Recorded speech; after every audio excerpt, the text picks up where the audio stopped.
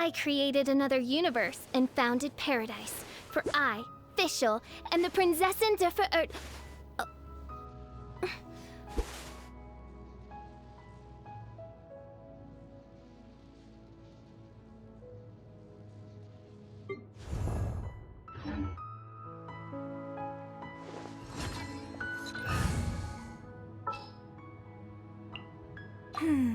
Which opera shall we perform today?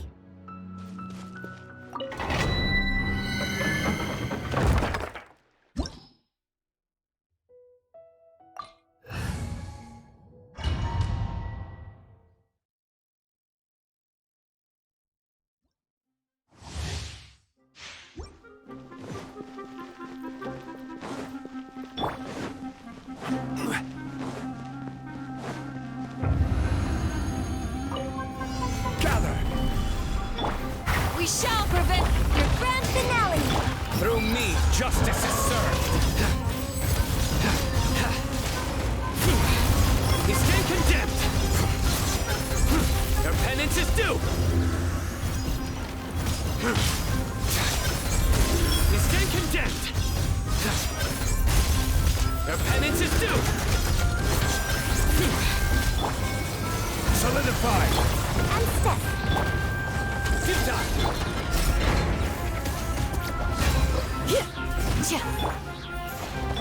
Strike is one! Your sins weigh upon your soul! Guilty! Your penance is due!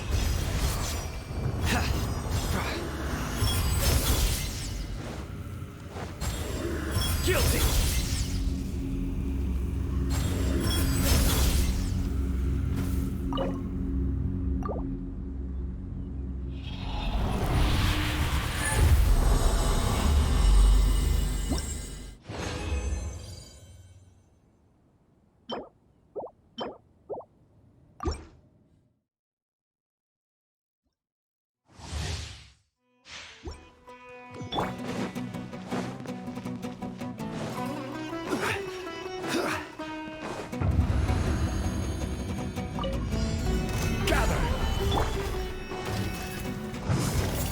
Fly! Observe! Surrender! You're exposed! Flags up! Solidify!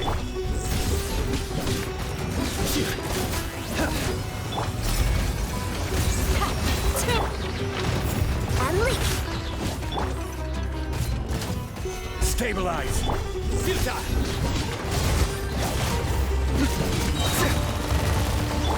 Hear my prayer!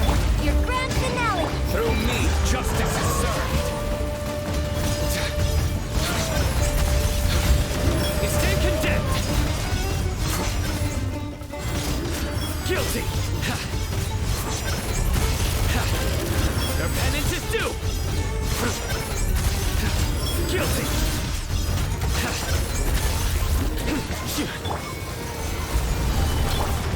Flag fly! You're exposed! Surrender!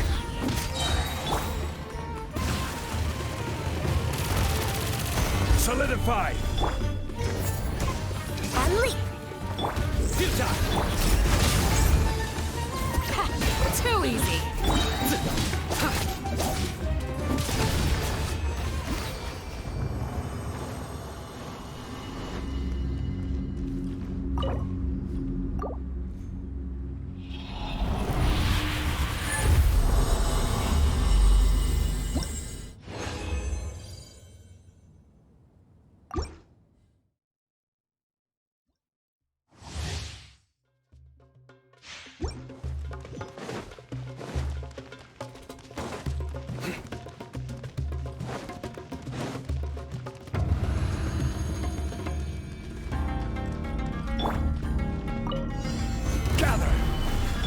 We shall prevail!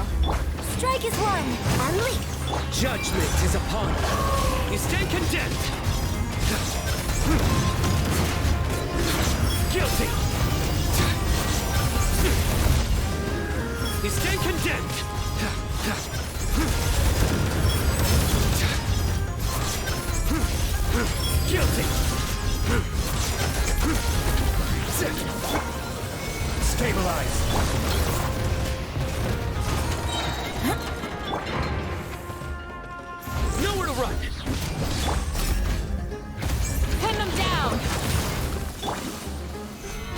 Fortified!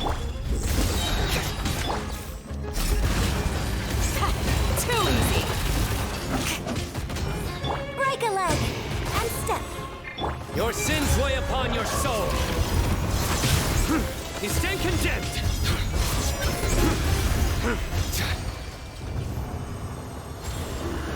Guilty!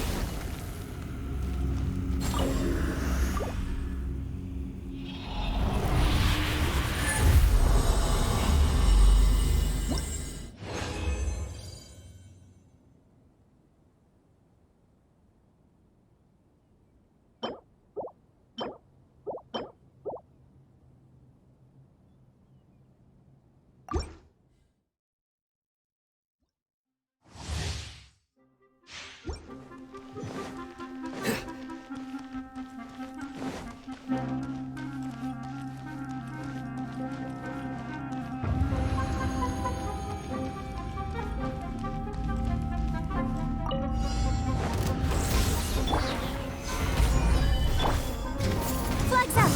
And leap. Pin them down!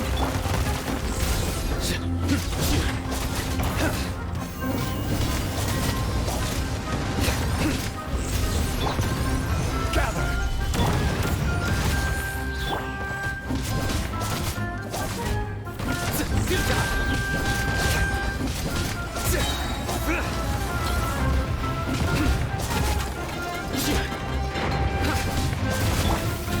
Stabilize! I will have order! Strike is one. Hear my prayer! Do your work! Through me, justice is served! Their penance is due!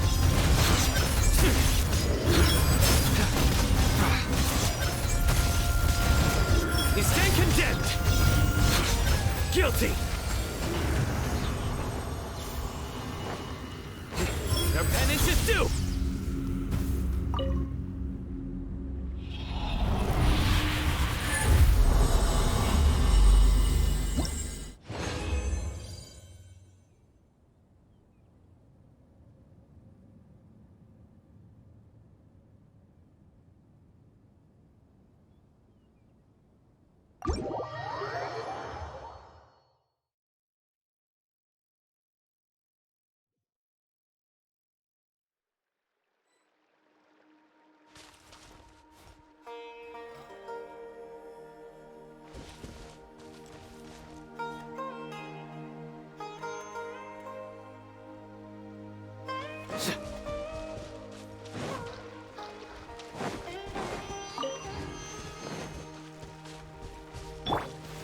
Gather!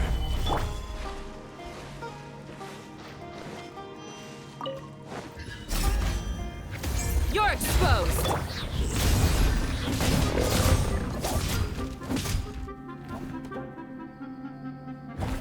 Surrender!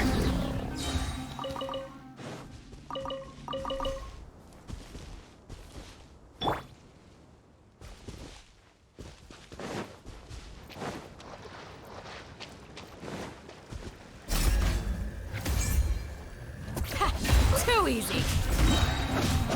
Ha!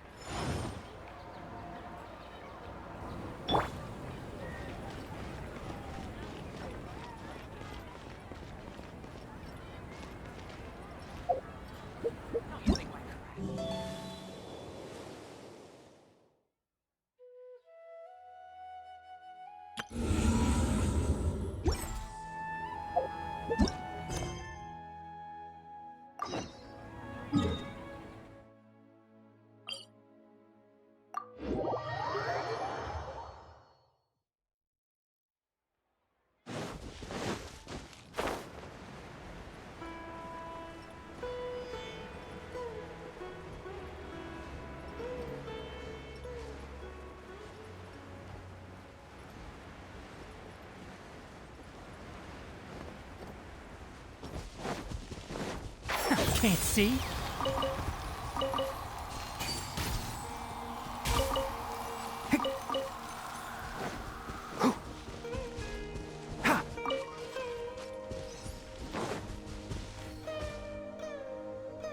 A fellow gambler. Enshroud! Right here. Emerge. Solidify! Need! Who? You want this one?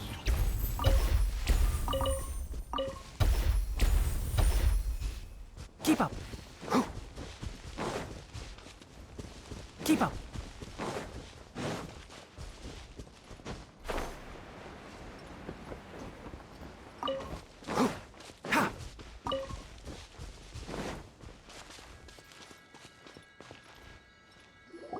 Hold it right there. A blonde-haired traveler and a floating fairy. We've got you all right. Take a look around. You've fallen right into our trap. Are you mercenaries from the Corps of 30? Did you come here to arrest us? Corps of 30? We're nothing like those government lapdogs who don't even get scraps for their work. We are an elite brigade that commands the highest commission rate in all of Sumeru. We're here on the orders of a client known only as the Outcast. The Outcast? An outcast from the Academia? But why wouldn't the doctor just send the Fatui after us? Still wasting time on idle chit-chat. We'll shut you up soon enough. Get them! You're up, Traveler! Following orders. Stabilize. Right here. Emerge. Right now. Into the wind. Time to go. New punching. One with the forest. Need. It isn't over yet! Here comes reinforcements! Need. That was pretty rough. Is that what elite mercenaries are like? Yeah, looks like we'll have to keep our guards up. But this doctor guy seems like a pretty tough opponent. He knew exactly where to set up an ambush. Did he predict that we would try to find Kainari? Going up against smart people is tough. Anyway, let's keep going.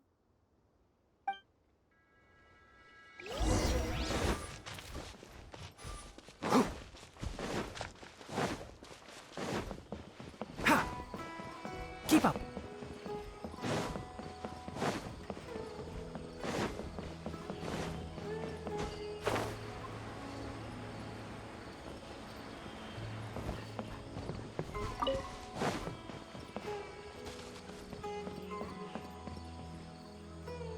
Oh, it's the Traveler and Paimon.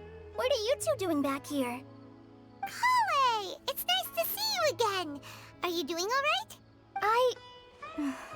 To be honest, I'm not doing too well. My Elazar has been progressing at a faster rate lately. I'm finding it harder to complete more intricate tasks. As a result, Master Tainari is taking me off the patrol schedule. He will only allow me to stay here and coordinate other people's tasks. Oh, Kale. Tainari. Did he go off on patrol? We're here to talk to him. Oh, Master Tainari? He just left the Avidia Forest a little while ago. He was headed to Party's DI. He left? But isn't Tainari always saying that he never wants to leave the Avidia Forest? He even turned down the Sage's invitation. I thought it was weird too. Master Tainari always prioritizes his work as a forest watcher above everything. He almost never leaves his post. He left in a hurry this time, though. No, I only found out that he left through a message he left behind. He also made sure to delegate all his tasks using a schedule. To leave in such a hurry? I'd guess he had something urgent to take care of. Master Tainari originally studied in the Immorta Darshan of the Academia, and Partis DI is something like the Immorta's research base.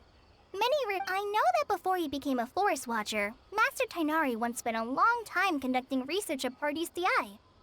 A research base, huh? Gotta wonder what kind of research Tainari just decided to work on all of a sudden. Oh, we don't have a lot of time, so let's go look for him at Partis DI. Don't worry, I'm fine. I'm used to living with Elazar by now. If you run into Master Tainari, please send him my regards. Got it. Will do. See you later, Kale.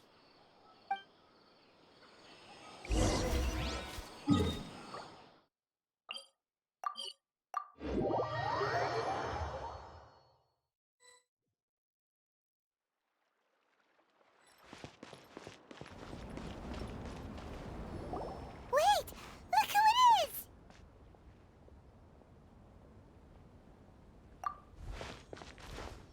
Thank goodness you're okay. We were so worried about you. Hey, this was supposed to be a touching reunion, but you're ruining the moment. Actually, it's very smart of the Traveler to be wary of me right now. After all, the Doctor has shown that his technology can apparently even control human minds. Plus, it's not like you could have known what happened after we split up and I was facing the Doctor by myself. Even a pool of stagnant water after a torrential storm can occasionally pass as a patch of sky. Paimon feels like only the real Nahida could come up with such an obscure... Huh? But I wasn't trying to win your trust or anything. All I wanted was to clarify my point. Well, we understand that point now. Please, Nahida, tell us more about what happened. Are those poor people all right? When you left, I was still in the middle of restoring everyone's minds. Thankfully, when the Doctor mentioned depositing information into the subconscious, he didn't mean engraving information into their minds. Instead, he did something closer to creating hallucinations. That was still within my power to fix. Luckily, I managed to finish my restorations and mind jump away from him just as he was about to capture me.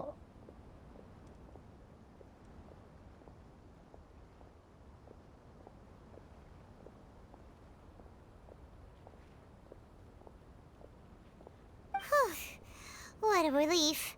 The Doctor sure pulled out some hidden cards, but good thing we had Nahida with us.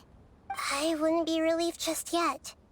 I gave away my true identity when I restored everyone's minds, which means we've lost another one of our trump cards.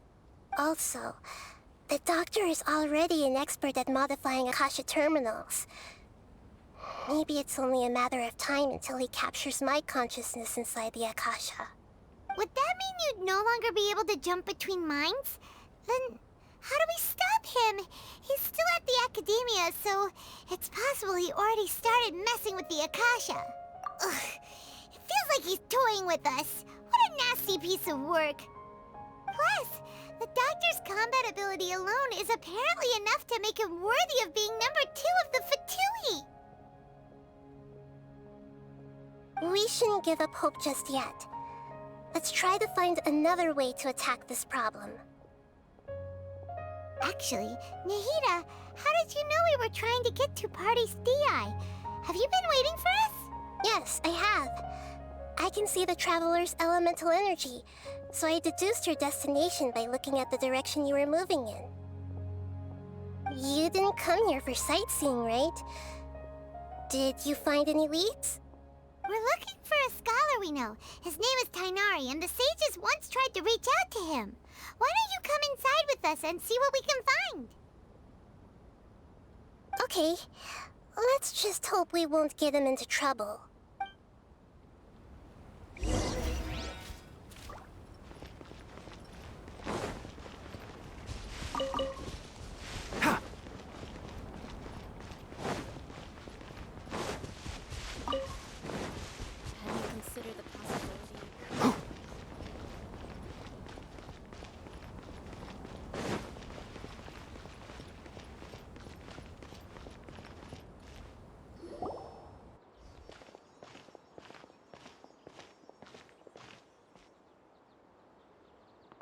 Traveler? It is you! Ah! The voice! It's Hypatia! Ah, what a pleasant surprise! It's so nice to see the two of you again. Who's this? She's a scholar we met in the Avidia Forest. When we last saw each other, she was still training in the... what's it called? Satyavada life? Oh, I see. That's right, we're old friends. You've come at just the right time. Ever since I've come here, hardly anyone has even talked to me. Hypatia, you're way too excited about this. Actually, for you to leave the Avidia Forest means... you're not in training anymore? Wait, no. Did you already finish your training and reach Paripurna life? What do you think? My consciousness has already managed to make contact with the divine. You did it! Congratulations! It's so exhilarating to share this sublime joy with others at long last! When my consciousness made contact with the gods. Ah, what a supreme and unparalleled experience that was! That sounds incredible! Oh, all right. Actually, please wait. I haven't forgotten my promise to you. Remember? I promised to help you understand what you saw from Irminsul once I gained deeper insights. My current self has not only gained true insight, but I can even help you establish a direct connection to the consciousness of the divine. You can do that? I've never heard of anything like that, but if you want to give it a try, I'll do my best to protect your consciousness during the process. Hold on. I brought some spirit borneal with me. This is still a crucial part of the ceremony. We're using that incense again? All right now. Hold my hand. I'll help you establish a pathway to connect your consciousness.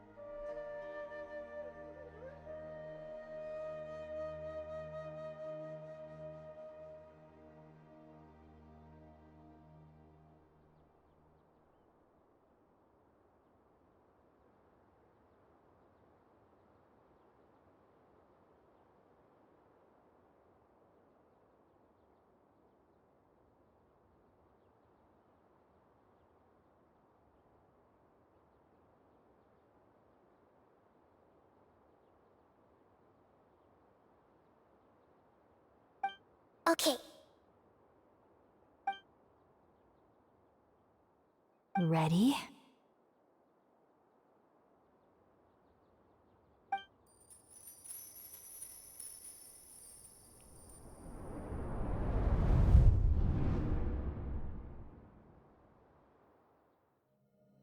It took 3 betrayals for me to finally understand. The world is just an elaborate tapestry of lies.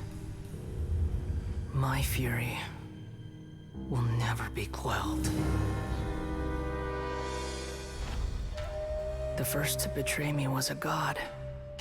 My creator. My mother. Valuing strength above all, she saw no worth in me and I was discarded. The second was a human. My family. My friend. Consumed by fear, he saw me as an abomination. The third was one exactly like me. A hope for the future. A fledgling barely out of the nest. Powerless before his mortality, he broke his promise to me. Humans, they can't be trusted. And the gods fill me with pure loathing. So I said good riddance. I denounce the world and laugh in its face. My chest will never again be defiled by worldly filth. I will scrub away every last trace of human emotion. Then it will be empty, a blank slate, and ready to receive a supreme gnosis, brimming with pure divinity.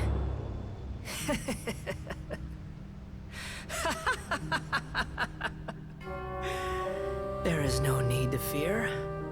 The pain will be brief. Your era is coming to an end.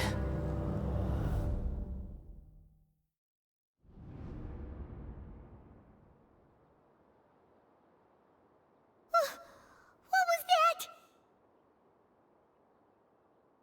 Did we actually just see the Balladier's memories? Everything matches what we know about him. But how is he connected to the divine consciousness that Hypatia was talking about? You saw it, right? You felt it, right? Such a majestic god! Such a noble will! Such sublime emotion! Alas, shame. If only that which beats within my chest wasn't a filthy mortal heart. Oh, great and merciful God! Please grant me forgiveness and salvation! Do you understand now? I'm afraid this is no periporno life, but rather...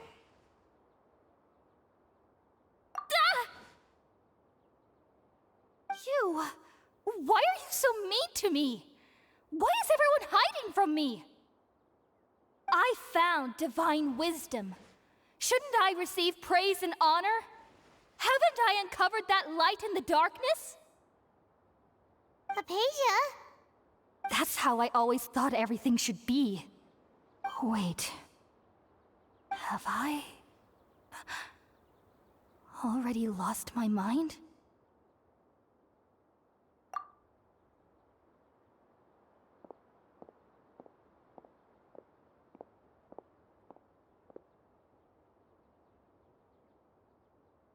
Wait, something isn't right.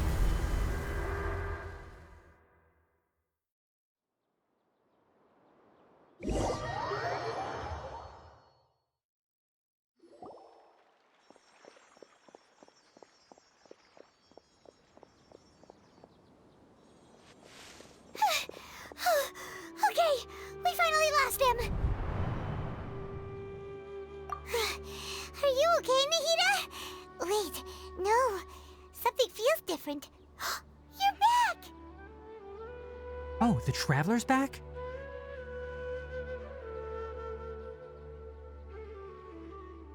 Nahida was controlling your body for a while.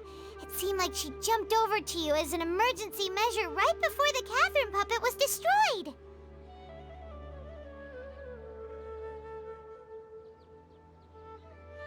After that, Tainari heard the commotion and came over. He helped us defeat the mercenaries and then he ran with us all the way here. What? You swapped places? You mean your consciousness also went into Nahida's body? Wait, then where is Nahida's consciousness? Where is she now? I never imagined that an individual's consciousness could be transferred around like this. Had I not seen it with my own eyes, I would have never believed it. I don't think this can be achieved with current human technology. Also, while we were running, the consciousness in your body told me to pass on a message. She said, "The doctor has found a way to trap my consciousness, so I can't journey with you anymore."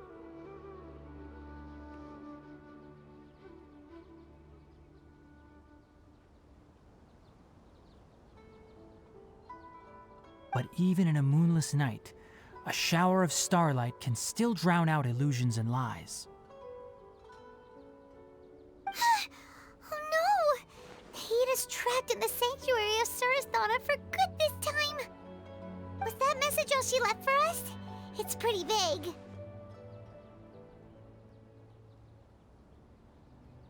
Oh, that makes sense! Since the doctor captured her, she won't be able to say anything without him knowing. She's being extra careful. Even in a moonless night, a shower of starlight can still drown out illusions and lies. Huh. Paimon knows the moon illusions and lies are from the alchemical divination at the Sumeru's festival. Didn't Nahida use a starlight analogy before? It had something to do with Sataria.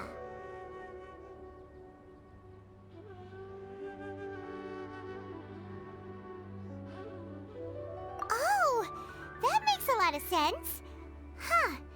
Do you think Nahida was telling us to go find help in the desert? But she isn't with us anymore. Think we'll be okay? Paimon, you said Sanctuary of Surasthana. Does this mean that this Nahida you're talking about, the consciousness who was occupying the Traveler's body, is the Dendro Archon? Your guess is correct, but the situation's a bit complicated, so it's really hard for us to explain right now. That's all right. A scholar's curiosity doesn't need to be appeased right away.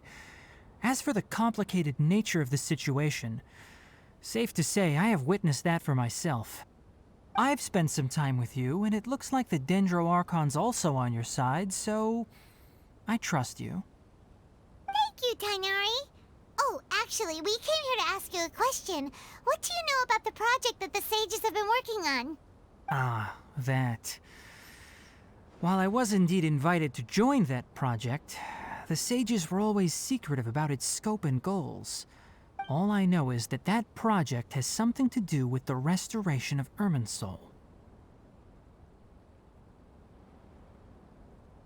Huh? Did you see something when you were in Nahida's body?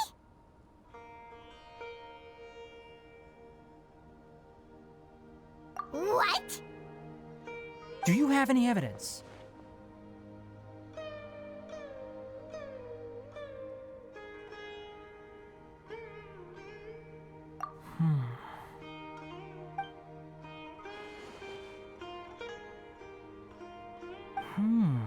So that's what happened. That explains why Hypatia's symptoms were different from those of the other scholars who went mad. It's because she made contact with the consciousness of a new god who is still in the process of being born. Tainari, did you leave the Avidia Forest because of Hypatia? I did. I noticed Hypatia's mental anomalies, but since her symptoms were rather atypical, I secretly took her to Pardis Dii and began searching for a way to return her to her normal self. If I didn't take action, Hypatia would have already been taken by the Matra to the desert. Now that you mention it, I knew the Academia has never thought particularly highly of Lesser Lord Kusanali, but I still didn't expect them to do something as arrogant as creating a new god. Looks like I made the right decision by not accepting their invitation. The Doctor and the Balladeer. We have 2 Fatui Harbingers in Sumeru. Sounds like we're in for a bad time. From your description, I don't think they've completed their project. There may still be room for us to intervene. But then, what is the connection between creating a new god and restoring Irminsul? Yeah, it feels like we're still nowhere close to figuring out the Sage's goals.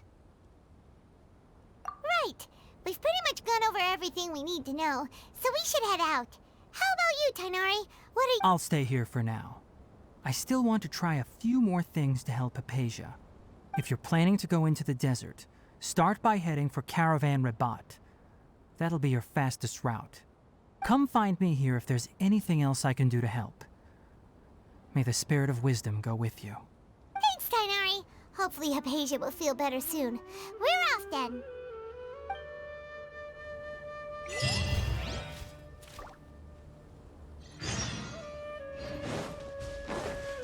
Keep up!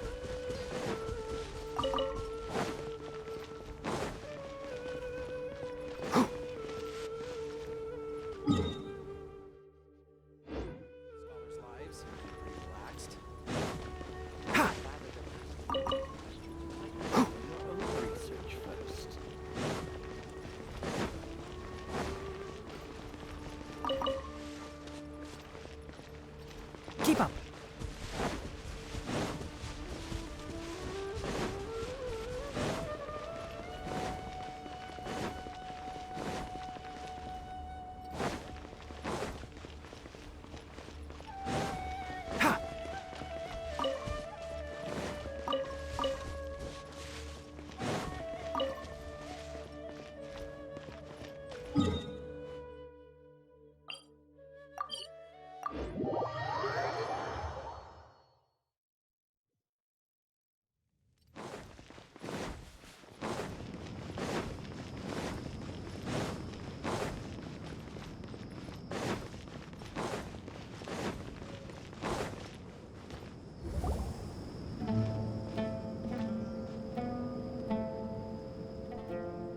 We finally made it to Caravan Rebat.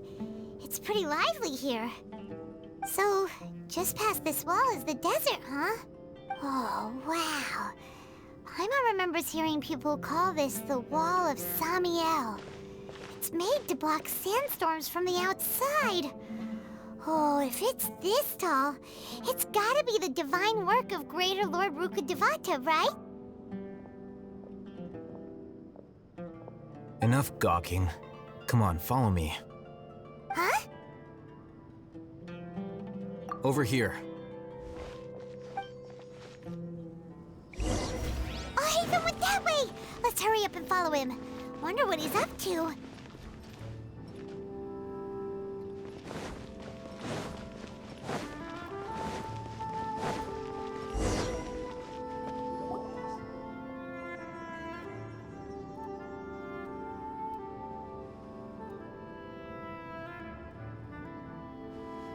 What the...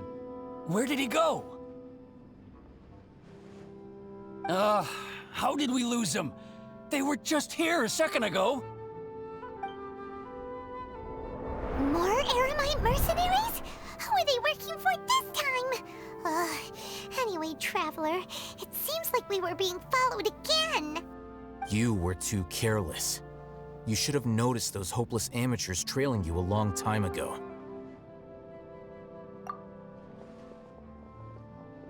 There's no need to thank me. I've never cared to keep track of personal favors. All I did was correct a mistake I happened to come across. It's a habit I developed at the Academia. You really gave Paimon a scare, Alhaitham. We never thought we'd run into you here. Last time we met at Port Ormos, didn't you say you were going back to the Academia? Wait, don't tell Paimon that you're here to take us back on their orders. Oh, So you've already landed yourselves on the Academia's hit list. I can't say that I didn't expect it. However, had I wished to turn you over to the Academia, don't you think you'd already be the Eremites' honored guests by now? Oh, right. You do have a point. I have no interest in running errands for that project.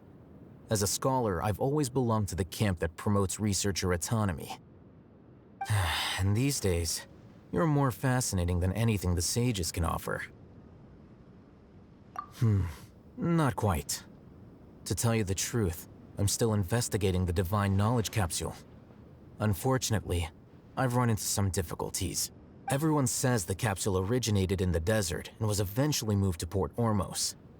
If I am to get to the bottom of this, I must understand how the capsule first came to be. Which brings me back to you, and why you're so interesting. The leader of Ain al-Ahmar used the Divine Knowledge Capsule right in front of you, and upon seeing him, your expression became perplexed, and you were lost in thought for quite some time. To have that kind of reaction, I think you must have realized something. Are you interested at all in sharing what you've been hiding from me?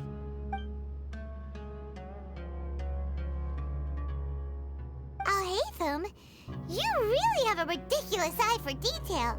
What kind of person even notices or remembers stuff like that? So that's your answer. Well, I do work for the Academia after all. So considering that, it is indeed wise to keep your cards close to your chest. But that does prove you do have some undisclosed information about the Divine Knowledge Capsule. Am I right? No matter. Rather than simply learning the answers from you, I'd still prefer to investigate on my own. Speaking of, you two are also headed to the desert? That's right! We have the same plan as you! But we don't really have any concrete goals at the moment. Then I'd suggest starting with Aru Village. It's the largest settlement in the desert, so it'll probably have more resources and intel than anywhere else. Well, would you like to head there together? It's always better to travel with someone you know. Let's go!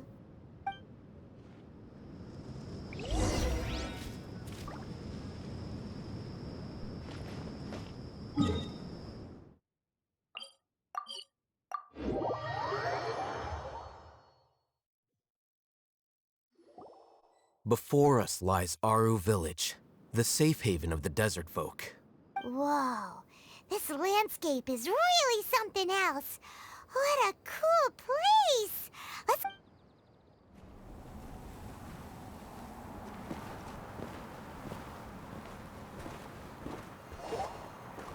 Wow!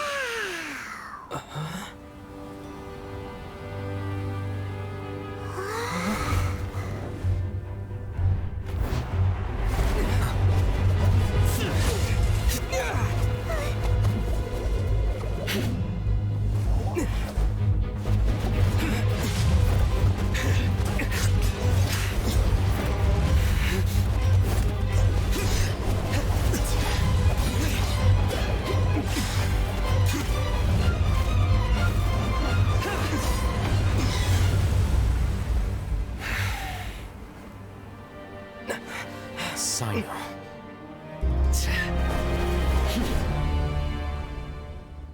Unless my memory fails me, we have barely spoken 2 words to each other before now at the Academia.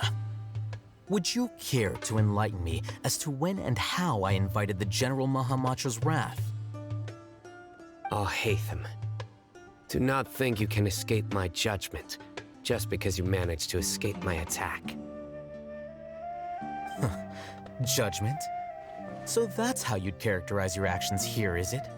Or would elimination perhaps be a more accurate description? Had I used my full strength, not even this traveler would have been able to stop me. Though styled like an assassination, I sought only to ensure that my target would be unable to flee or resist. Standard practice for the Matra, as well you know. Seemed to me more like your own personal touch. Who is that, Al-Haytham? Did you call him General Mahamatra? Yes. General Mahamatra Sino. head of all the Matra at the Academia. He's a formidable hunter, and the ultimate nightmare for any who have committed academic crimes. You seem to have placed a lot of trust in Al-Haytham, to the point of blocking an attack for him. If I were you, I'd never choose to side with him. I wouldn't believe a single word that comes out of his mouth. I have been pursuing this scribe for a long time. I urge you, stand back and do not seek to defend him any longer. Otherwise, there will be consequences. Has Al-Haytham done something wrong? Paimon doesn't think he's as bad as you've made him out to be. I won't waste my breath explaining things. Al-Haytham, I saw it during our fight. Take it out. The divine knowledge capsule you're hiding on your person. Unless you want me to retrieve it for myself. Very perceptive of you. Nothing escapes a Matra's senses. Wait, the divine knowledge capsule? Didn't it fall into the Matra's hands in Port Ormos?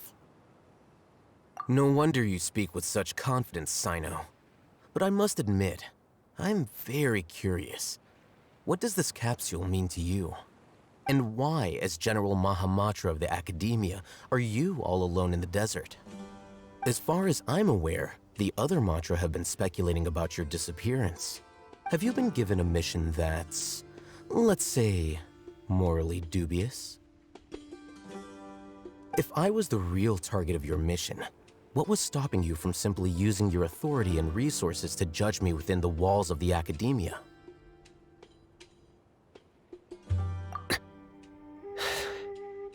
I should have known you'd be difficult to deal with. You two? Ugh! What should we do, Traveler? Paimon feels like we can't trust either of them! Ahem. Well, look at you two, acting all tough and self-righteous over there. Wait, Dia?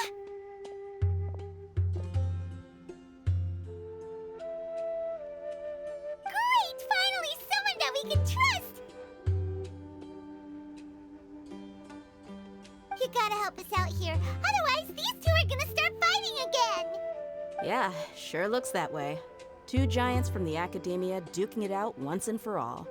Not something you get to see every day, that's for sure. Listen, I know you academic types love to fill up your big brains with self-righteous morality and lord your empty rules and virtues over each other.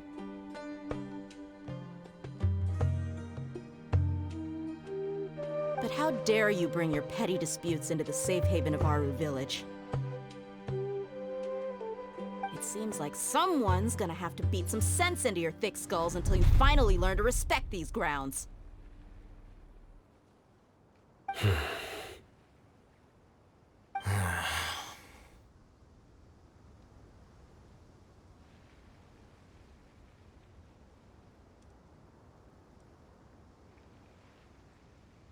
Hey, did either of you hear a word I just said?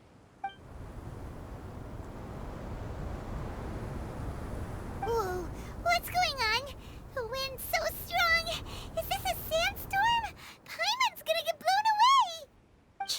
Another sandstorm? What's up with these recently?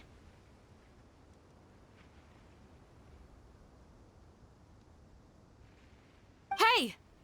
All of you, over here, quickly! We have to take cover! Someone's calling for us! Oh, this wind is too strong! Let's get over there! That sounded like Candace. Come on, you two. Jeez, are all of you Academia folks such hard work? Move it! All right, stop yelling.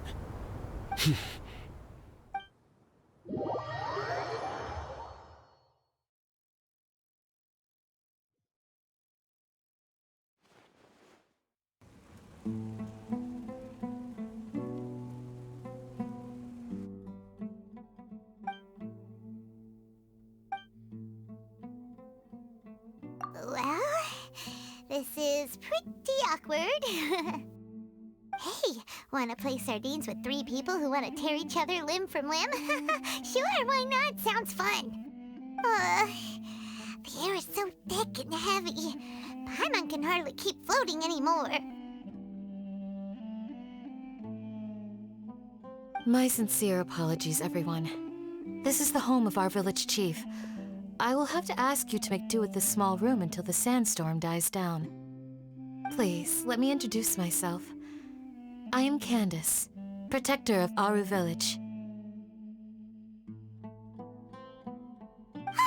Our savior has come at last!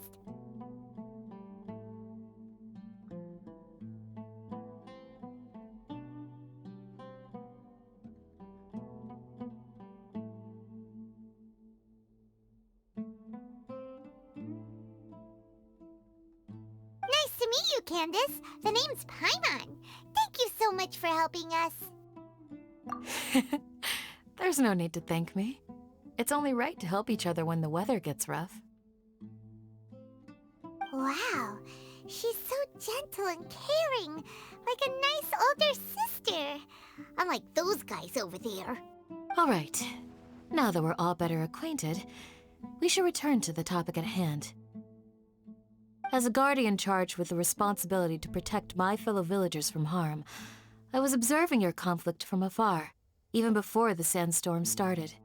And now that you have set foot within our village itself, it is all the more my responsibility to make absolutely sure that you pose no threat whatsoever to us. So please, have an honest and sincere conversation with one another, and put your hostile feelings to rest. If anyone dares to start anything again while they are under this roof, I will not hesitate to send them out for some quality time with the creatures of the sandstorm.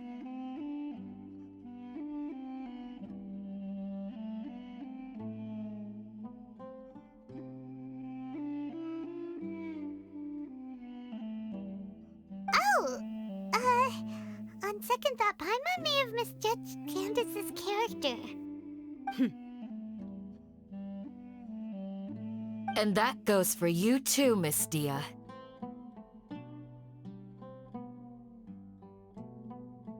Do I make myself clear? All right, we got it, Candace. That's what I like to hear. So, which of you will begin? I was supposed to be a mediator, but I might have gotten a little too involved just now. Anyway, one of those two should probably start talking. Wait, that was you trying to be a mediator? I have nothing to hide, so there's no shame in explaining myself.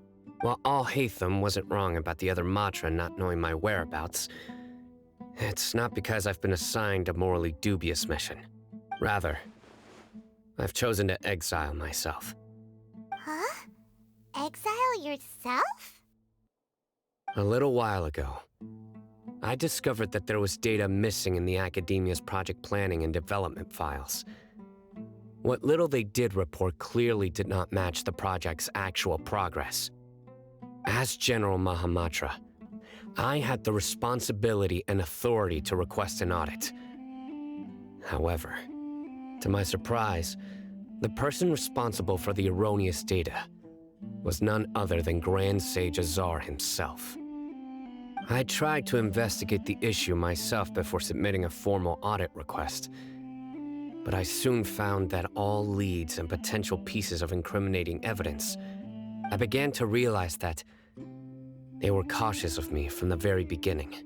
Unsurprisingly, the Grand Sage rejected my audit request as soon as the submission reached his desk.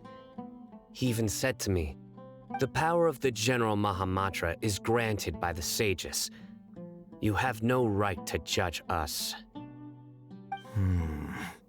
So they really are up to no good.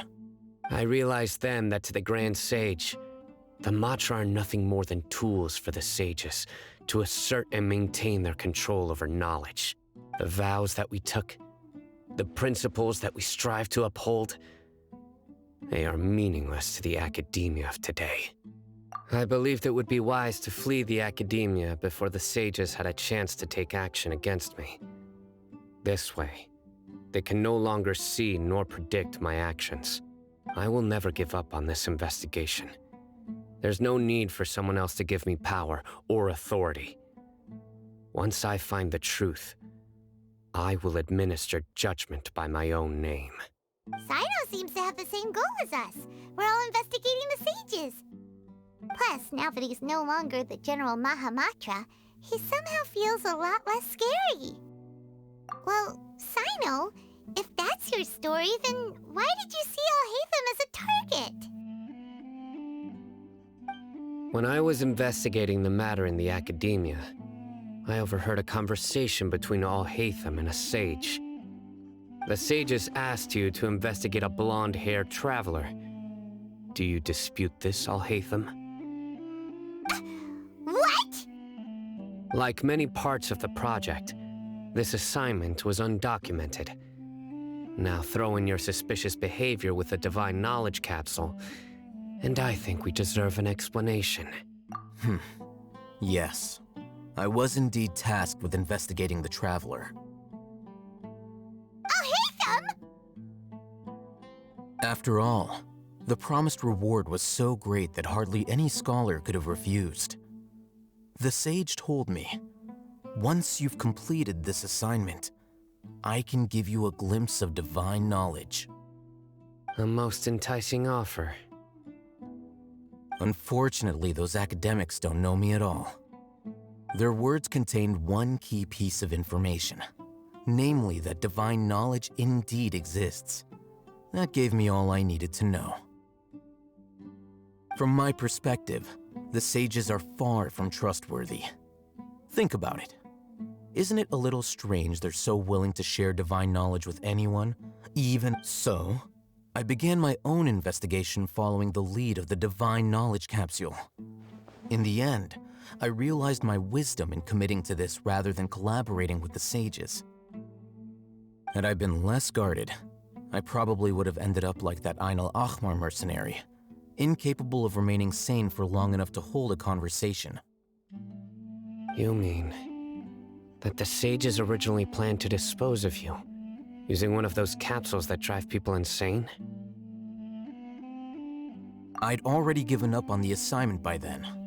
I only told the Academia I was waiting in Port Ormos for you to appear so they wouldn't suspect anything. So it came as quite a surprise when I encountered my erstwhile target while investigating the Divine Knowledge Capsule. Criminals do love to talk about coincidences. Even though I ran into the Traveler by chance, I had no intention of providing assistance to the Academia. Also, you should remember, you were the ones who decided to follow me and strike up a conversation after I left that tavern. That's true. Alhaitham helped us out at Caravan Rebat as well. Maybe he's telling the truth. I'm willing to apologize if that's worth anything to you. I took the Divine Knowledge Capsule behind your back because I judged its existence to be a significant risk. I felt that it would be best for no one to interact with it before it had been properly studied. After all, curiosity often proves to be the most dangerous thing in this land. You should be well aware, Scribe Alhaitham, that curiosity can also lead you to danger and suspicion. Answer me this. Did the sages share any information about their project with you? Have I not made myself clear? You and I are both distrusted by the Academia. Do you really think they would tell me anything? Fine. Although you haven't completely proven your innocence, I won't regard you as an enemy, for now. As you wish. Good. I'm glad to see you two clearing up your misunderstandings. And now you, Dia. I believe it's your turn. Oh, sorry. Whatever the boys were talking about must have been so boring that I spaced out. My situation is pretty straightforward. My employer, Dunyarzad of the Homayani family, is friends with the Traveler and is currently recovering from her illness at home.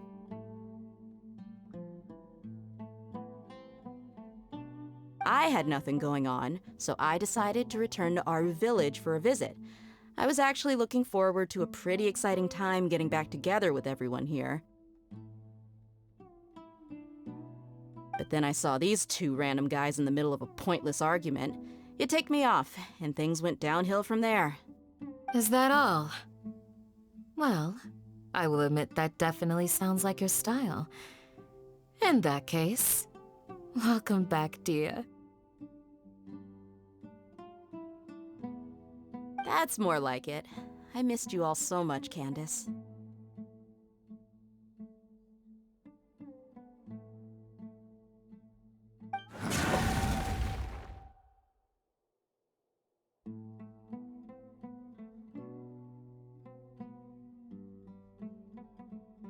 Whoa! What was that sound? No need to worry. Now that you're no longer at each other's throats, please make yourselves at home. I'll take a quick trip outside to clear out some of those creatures in the sandstorm.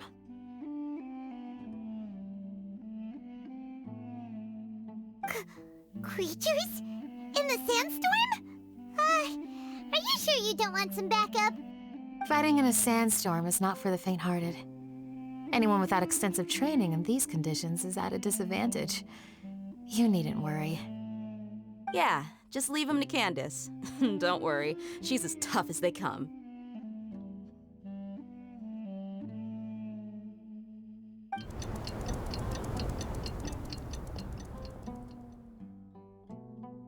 The winds died down.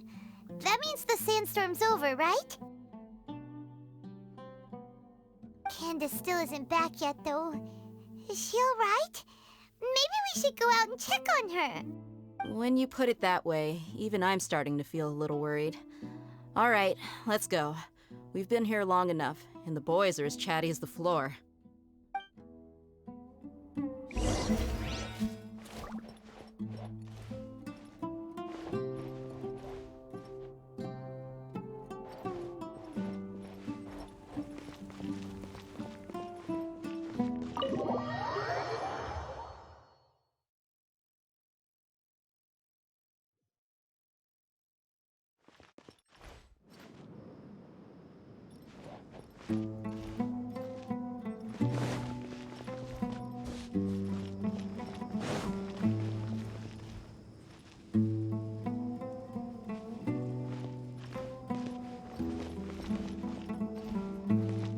Thank you.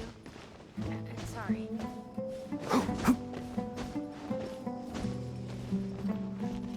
Stay safe and don't get hurt.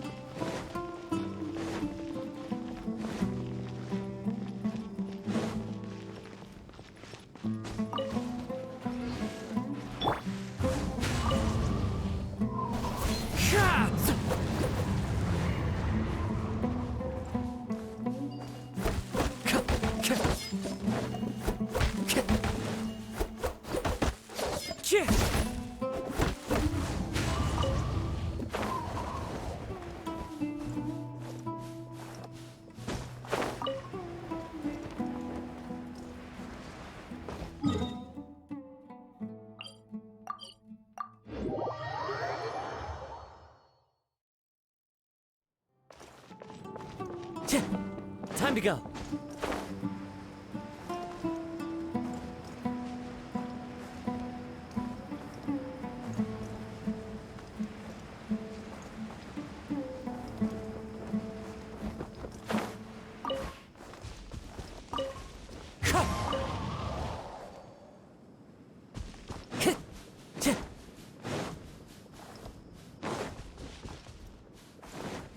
Time to go. Time to go.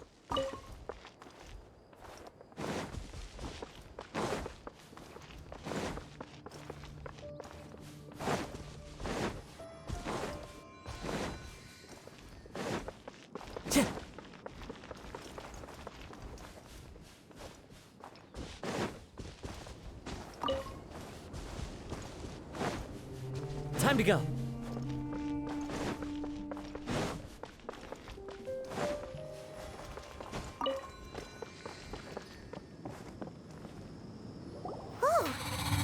You're still fighting? You've been out here dealing with these creatures the entire time? Yes. They just keep coming in waves. I've lost count of how many I've defeated. Before I realized it, even the sandstorm had stopped. Ah! Here comes another wave! Leave this round to us. I got interrupted earlier, but now I have something to take my anger out on. It's been quite a while since I've seen the Flame Mane in action. I'll leave these to you then. I'll be sure to put on a good show. Let's go!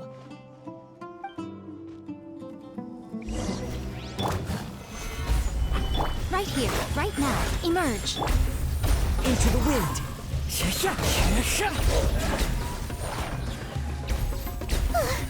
Here comes another wave! When are they ever gonna let up? The creatures stopped appearing. Was that the last of them?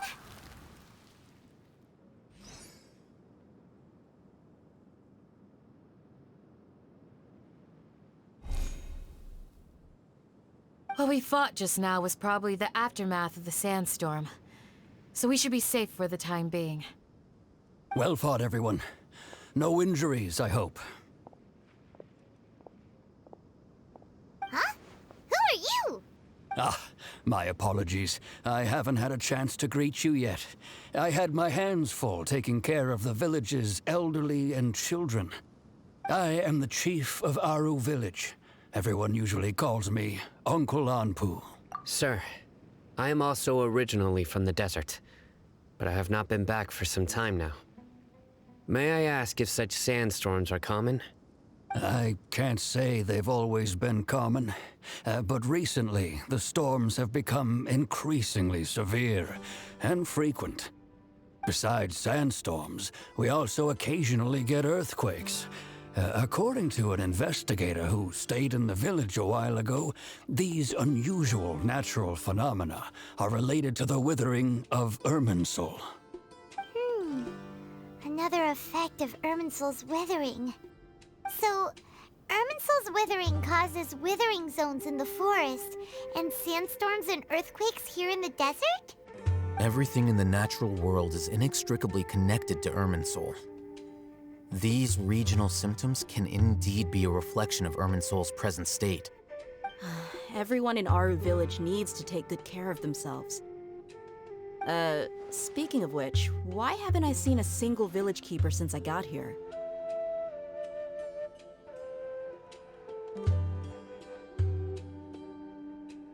Village keeper? Who are they? Village guards like Candace?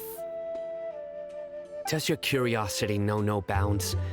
Village Keeper is how Aru Village refers to mad scholars exiled here by the Academia. Most of them are scholars who lost their sanity after a period of training in the Avidia Forest. The Academia believes that their crazed mutterings may have a negative effect on the psyches of other scholars. So, they're forcibly exiled to the desert. Alas, that's exactly what we've been trying to investigate. One by one, the village keepers have been mysteriously disappearing without a trace. But no one in the village has ever seen them leave. If you're planning to stay around the village for the next few days, I'd appreciate it if you could keep an eye out for them. I've had encounters with those people in the past. I'll see what I can do to help. The Matra are the ones responsible for their exile. Now that you're no longer with them, are you trying to alleviate your guilt and atone for your past sins? I'm fascinated by how you think. Mock me if you will, but if you are guilty, I will eliminate you, regardless of my position or identity. Oh, you're the former General Mahamatra.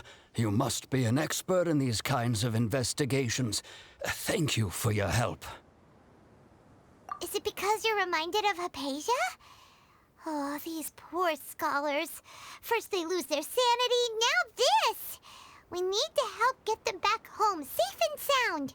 But, is it really a good idea to tag along with Sino? You seem like you really don't trust him. I'll be grateful for the assistance. No doubt you will do a better job than some of my former subordinates. Let's start by finding a spot to share what we know so far.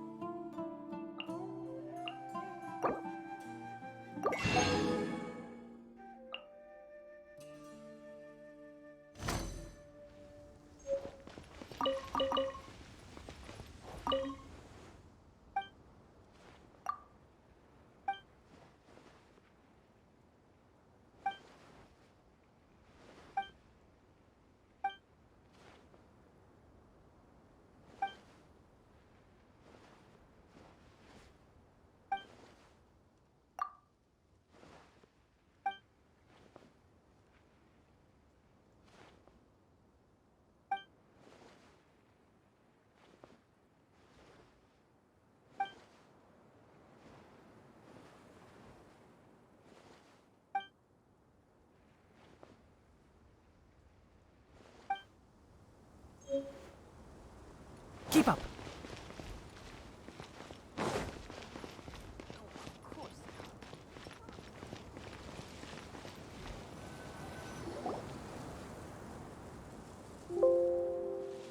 Although I've sent myself into exile, I'm still doing essentially the same things as before.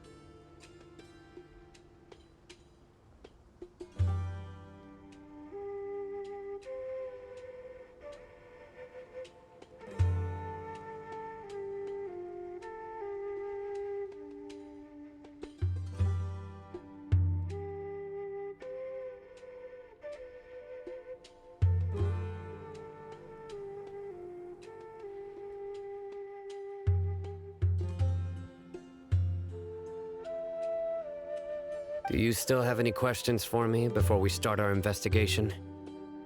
One of my former subordinates told me that this title has its origins in a strange incident. The Academia has long exiled mad scholars to Aru Village. A mysterious phenomenon exists here. When mad scholars first arrive, they are as incoherent and deranged as before. But initially, the people of Aru Village greatly resented having to take in the mad scholars. But a strange incident one night changed that. Aru Village was struck by the strongest earthquake in living memory. Seeing buildings on the verge of collapse all around him, suddenly, he noticed a mad scholar crouching in a corner, caressing the ground with his hands. A soft, green light radiated from him. Despite the powerful tremors that ripped through the ground that night, all the houses remained upright, almost as if they had grown roots reaching deep into the ground. After that, the people of Aru Village treated the mad scholars with greater kindness, and began to refer to them as the Village Keepers. A soft green light? A mad scholar protecting Aru Village? What do you of it, Traveler.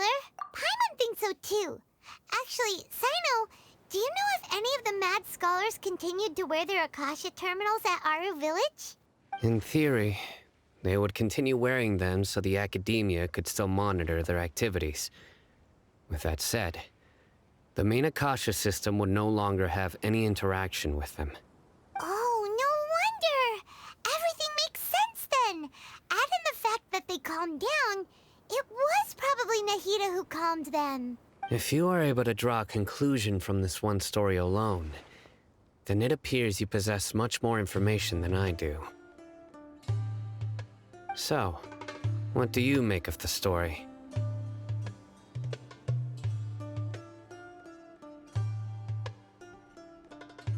Really? Lesser Lord Kusanali. What? You don't believe us? Lesser Lord Kusanali was definitely using the Akasha to give her power to the Mad Scholars! No, it's not so much that I don't believe you. I'm just struck by your reasoning. Lesser Lord Kusanali, the current Dendro Archon, is she really active in Sumeru? The Academia has always placed far greater importance on the late Greater Lord Rukkhadevata. They've more or less ignored Lesser Lord Kusanali, and I've never had any reason to doubt their views. In addition, I've never heard any stories about Lesser Lord Kusanali and her deeds. To me, she might as well have been a god that never existed. No way! Nahida definitely exists! She's a... how should Paimon put it? She's a good Archon who's kind and wise, even if she says weird stuff sometimes. I've spent many years interrogating criminals, so I can easily tell when someone is lying. Good! Then you should know that we're telling the truth! That look in your eyes. I've never seen that from a liar. You two really must have met Lesser Lord Kusanali. How can this be? To think, our Archon has been amongst us this entire time. Alright, now it's our turn to put our skills to good use for this investigation.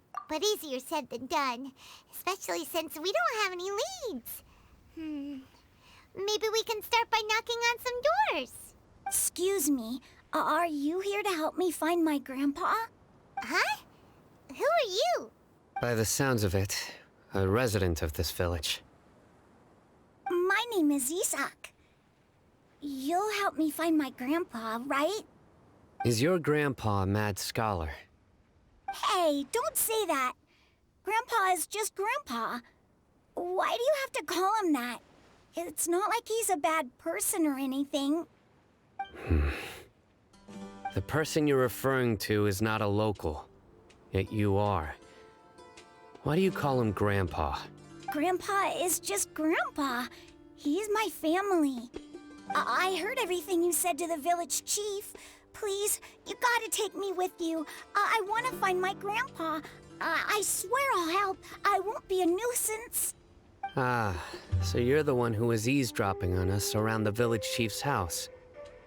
I was planning to go out and take care of whoever it was, but I had a vague feeling that they didn't harbor any ill intent. Whoa. Haven wasn't kidding about Matra having sharp senses.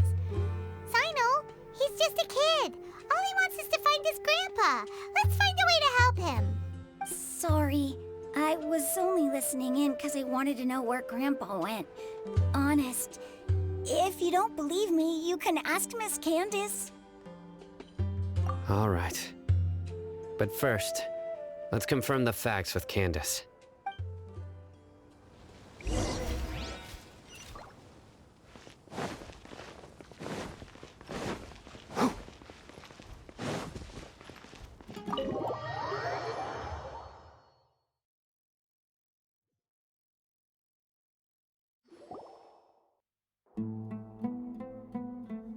Sino is super vigilant. Is this what all the Matra are like? Ah, you're back already. We just wanted to confirm something with you. Do you know a boy by the name of Isak? I had a feeling he'd go looking for you. Huh? this would happen? Yes. Although he tried his best to stay hidden, I still noticed him eavesdropping outside the window. He really wants to get his grandfather back. Isak's parents were both Eremite mercenaries who rarely returned to the village after finding employment in the city. He was raised by his grandfather. Unfortunately, it was only a few years before his grandpa passed away. Isak was still very young at the time, so various families in the village took turns caring for him so he could survive. Later, an elderly mad scholar arrived at the village. Isak thought the scholar bore a striking resemblance to his grandfather, and thus often spied on the man. However, the scholar was unkempt in appearance and incoherent in speech. Although Isak referred to the man as his grandpa, he was afraid and didn't dare to approach him. One summer night, the oft mumbling and bumbling grandpa suddenly calmed down and seemed to become more lucid. He even noticed Isak hiding in the distance. So Grandpa walked up to Isak and patted him on the head. He even took Isak to the entrance of the village, where he patiently taught the boy the names of the stars, and accompanied Isak until he fell asleep. The next morning, Isak woke up and wanted to go find his grandpa again, only to realize his grandpa no longer recognized him.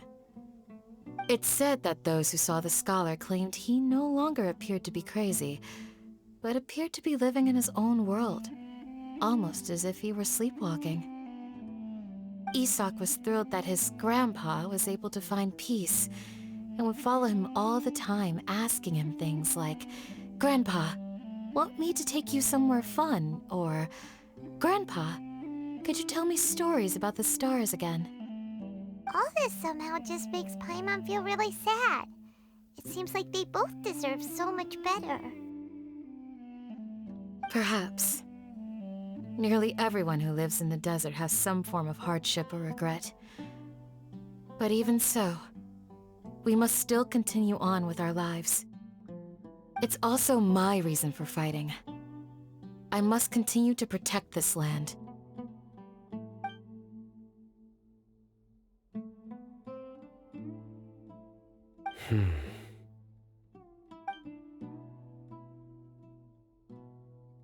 Maybe the people have always had a considerate god watching over them. Huh? What did you say, Sino? No, nothing. As long as Isak keeps his word and doesn't get in our way, we can take him along. Perhaps you are more compassionate than I gave you credit for. Please accept my thanks on Isak's behalf, Sino.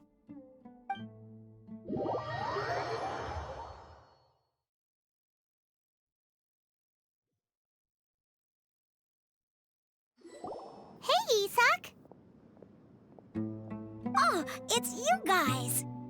We've cleared everything up. Let's go find your grandpa. Really? Wow! Thank you so much! Yeah! All right. Let's ask the local residents some questions first.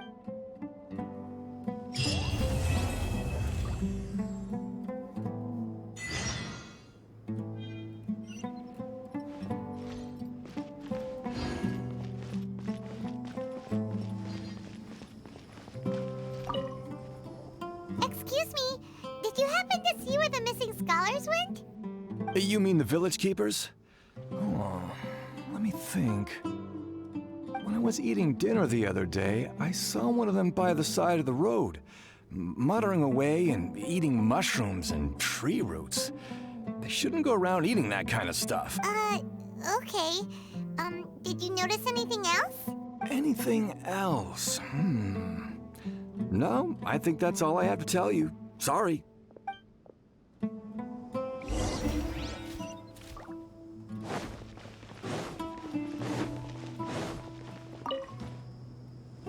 The scholars that have gone missing. Have you seen them? Those eyes. Those fierce eyes. You look like a real fighter. Don't change the subject. Right. You were asking about the The Mad Scholars.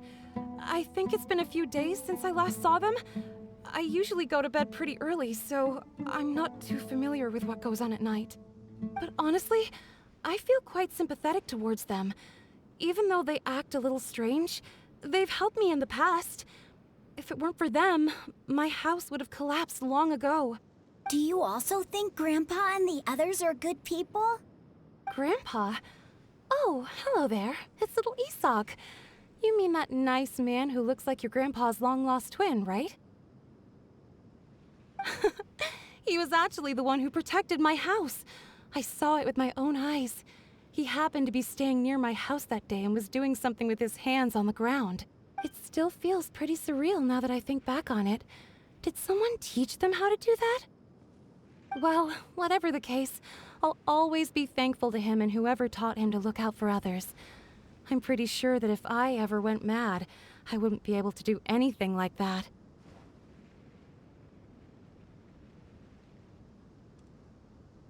Gotcha. Thank you.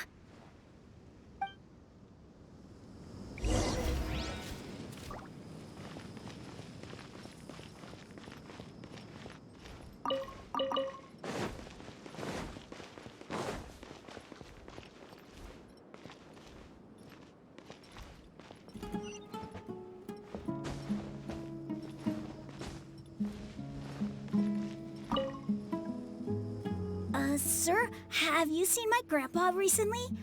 You know, the one who likes to sit and space out near the village entrance.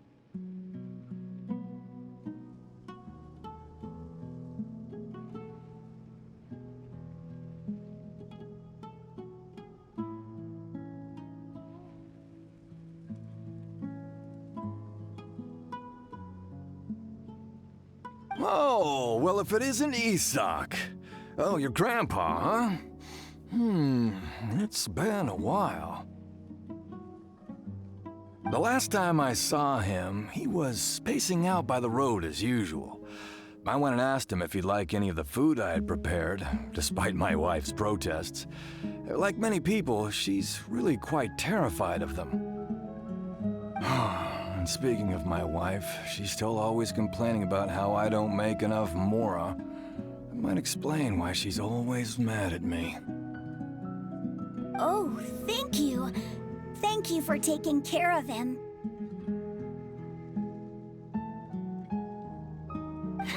It was nothing.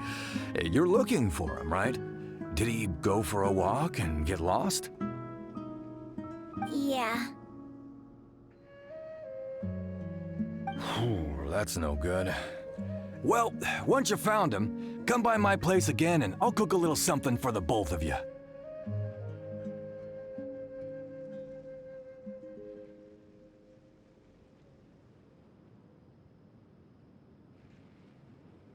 I've known you since you were very young.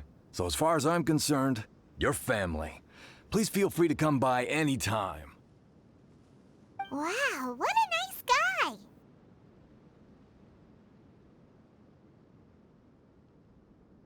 Okay, thank you, sir.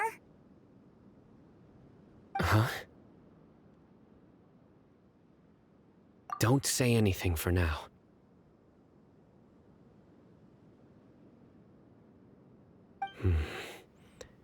Isak, stay here. Let's head over there. Stay quiet as you move.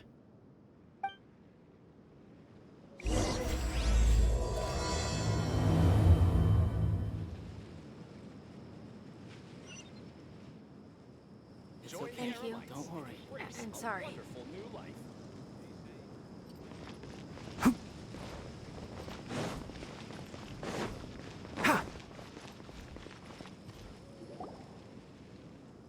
Listen, see if you can make out what they're saying.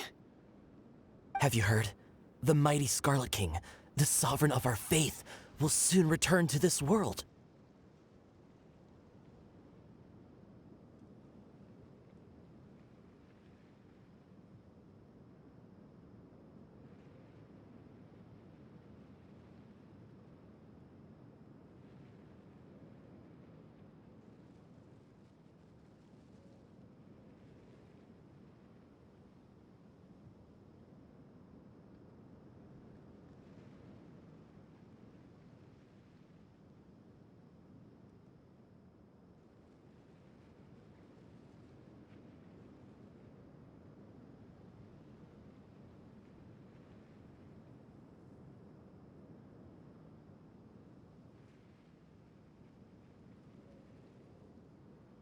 Yes, of course I have. The Scarlet King is the one and only true ruler of this land. I've never believed in any other gods.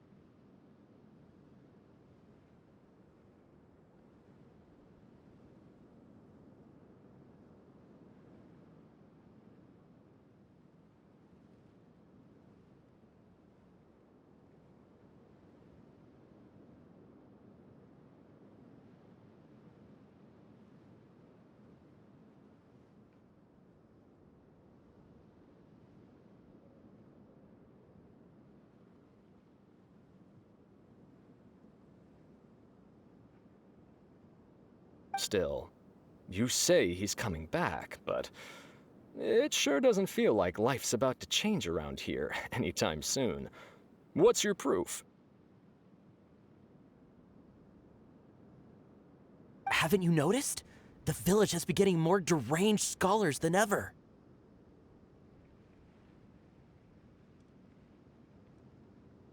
Delavar was saying that many people also went insane just before the fall of the Scarlet King civilization in ancient times. We don't quite know why, but it seems like there's some sort of connection between insanity and the Scarlet King.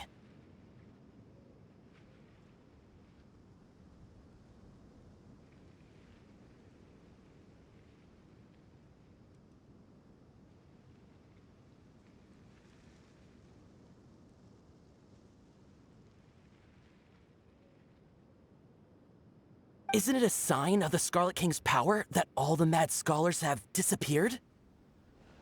If you ask me, they must have been chosen as the final sacrifice for the Scarlet King's resurrection. Huh. Now that you say it, that does make some sense. Does this mean our lives are finally going to take a turn for the better? Exactly. Those city folks will get what's coming to them. Now, repeat everything you've just said from the very beginning.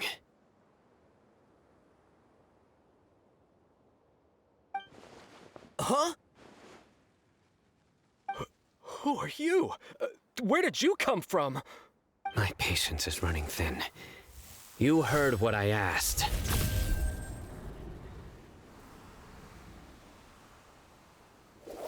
Yeah, bro, this guy's something else. Just look at his eyes. One wrong move, and he's gonna flay us alive. Let's not get on his bad side, okay? I am no match for this guy. Oh, okay, good sir. What is it you would like to know? Tell me about the Scarlet King's resurrection. Well, I only know a few things from hearsay. I went for a drink the other day and heard others talking about a rumor that the madmen will disappear, and that the Scarlet King will return to this land. I'm not... Hey, go on. Keep talking. It's true. It's all true, sir. We desert folk have had more than enough of those people at the academia. They keep sending us all their mad scholars and won't let us have a good life. Would you want to live like this if you were in our place? The radicals were even more thrilled than me when they heard the news. We're all praying for the Scarlet King's speedy return. Delavar also said that once the Scarlet King returns to our side, it's only a matter of time before we conquer the land on the other side of the wall. They're all willing to serve under the Scarlet King and fight for a share of the glory. Is that so? Seems like he still wants to know more. Keep talking. Got it. At first, I told myself it was just the drink talking, but then all the mad scholars vanished without a trace, just as the rumors said. Please don't beat me up just for mentioning these rumors. If I'm guilty, then everyone else around here is also guilty. I'm just saying what the others said. The people here really like the Scarlet King, but dislike the Dendro Archon. Where is this radical person you talked about?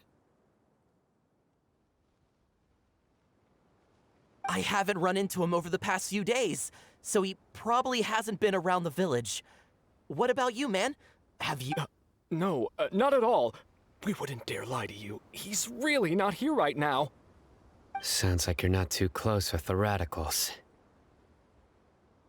No, of course not. All we know are their names. I have many ways to stop you from talking. And many others to stop you from sending warning messages. So you'd best just stay home and hope I don't hear of you trying to contact anybody. Don't do anything until I've gotten to the bottom of this. Try something foolish, and even Candace won't be able to protect you. Yes, got it. We'll do just as you say.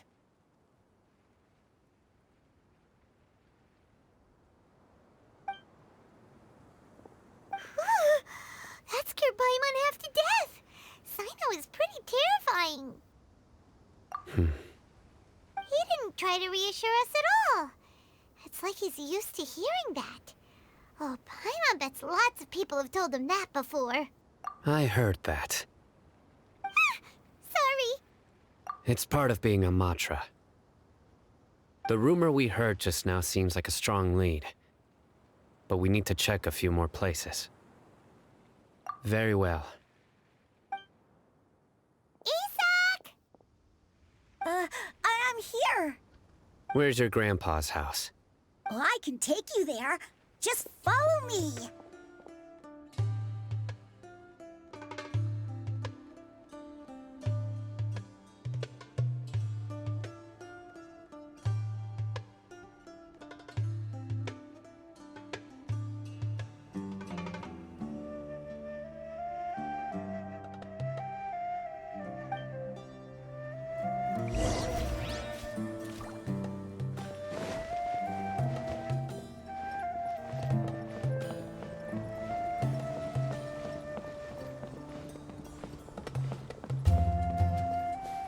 Grandpa, he likes to be alone. Sometimes he stares at the sky in a daze, and other times he just pokes at the ground with his fingers. Every now and then, he yells out at the top of his lungs, so a lot of people are really scared of him. But he's a good person, really.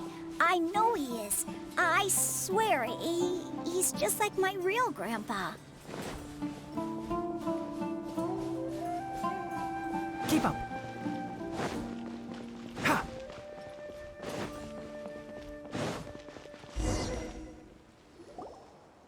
Well, this is where Grandpa usually stays.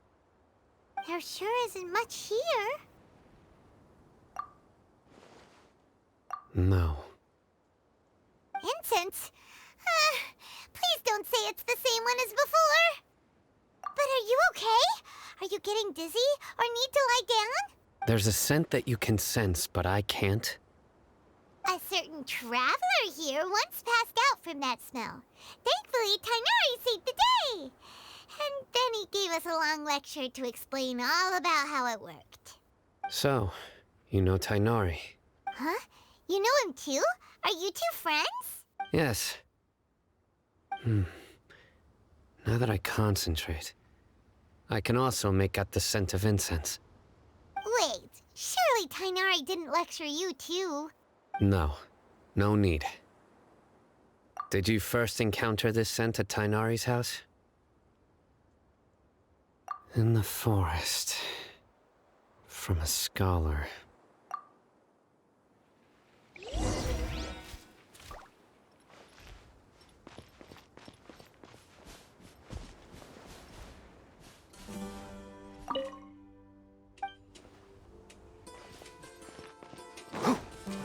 Keep up. Keep up.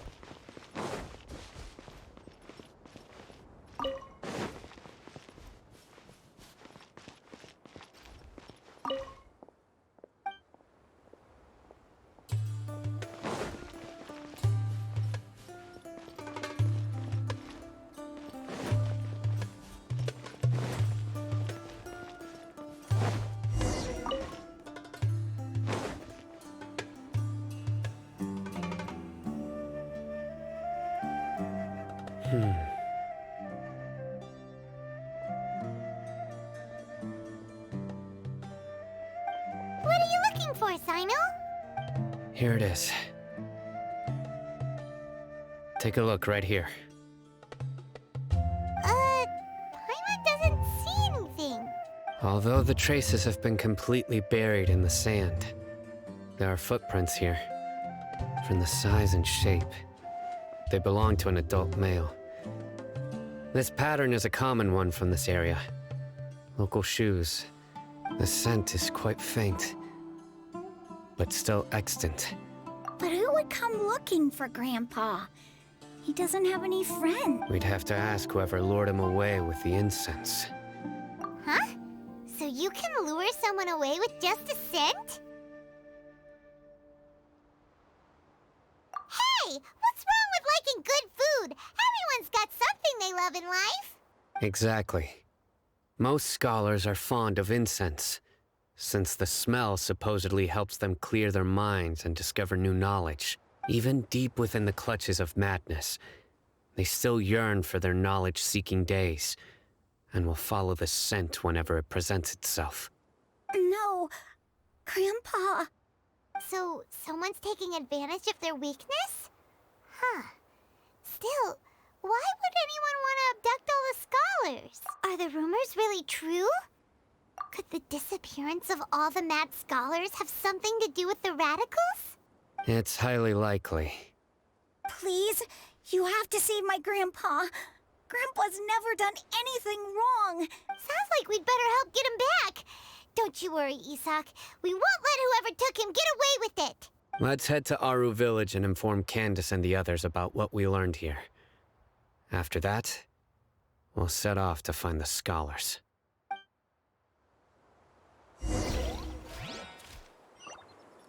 Ha!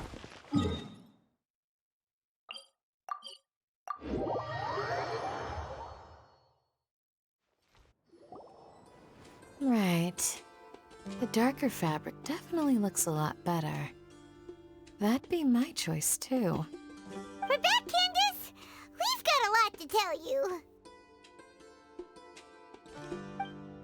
Ah, welcome back. Sounds like everyone's friends already.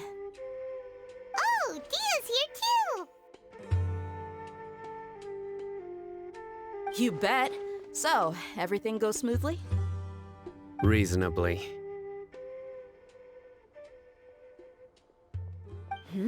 Alhaitham didn't go with you? We haven't seen him at all. Huh. I saw him around the village entrance earlier and figured he was investigating with you. I guess he must— Did you find out anything useful?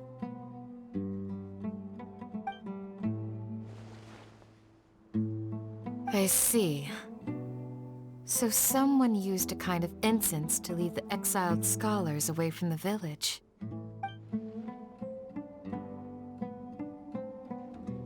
The resurrection of the Scarlet King? First I've heard of it. Far as I know, the kind of incense you just mentioned is only popular beyond the wall. Scholars are fond of it, but as you can see, there aren't many scholars still studying around these parts. No seller would be able to make a profit here. Not to mention, making incense is a labor-intensive process. You won't see anybody in the desert with the patience to make or sell something that requires that kind of effort. It seems someone from beyond the wall must have been supporting this. Makes sense. So what should we do then? Do we go back to the academia and search for leads there? If it was any other day, that would be your next logical step. But today, you've got me on your team, so you get an extra tip. Didn't you say that the villager got his news from the tavern? Well, I also like to drink at the tavern, so I know a thing or two about these radicals he mentioned. If Paimon remembers correctly, the leader of the radicals is some guy called Delavar. Ah, yeah. Delavar, the scar-riddled bandit, Engur, the wide-eyed butcher, and Jabari, the duck-tailed bearded crook. The whole lot of them are known around these parts.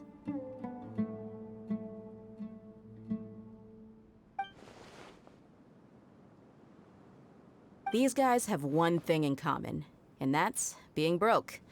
The rougher life gets, the more they want to believe in the Scarlet King.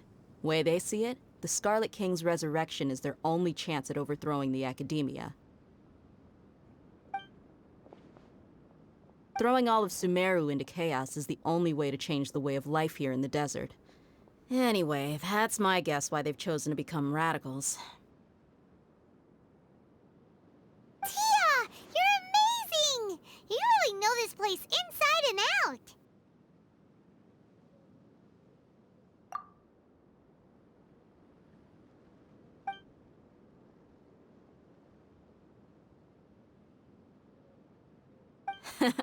No merc can afford to slack off on gathering intelligence.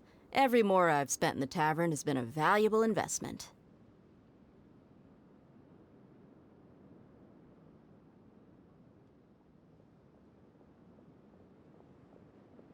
Let's head out. Now hold on, you're staying right here, Sino. Why? Aru Village is not a big place. Outsiders stand out here like a sore thumb. I'd bet word about you has already gotten out. The desert is unforgiving, so the way of life here is also a lot tougher than on the outside of the wall. You survive on making connections out here. Compared to you, mercs like me are just third-rate amateurs. I've got no actual fighting skills to speak of, but that also makes it a whole lot easier for me to gain the locals' trust.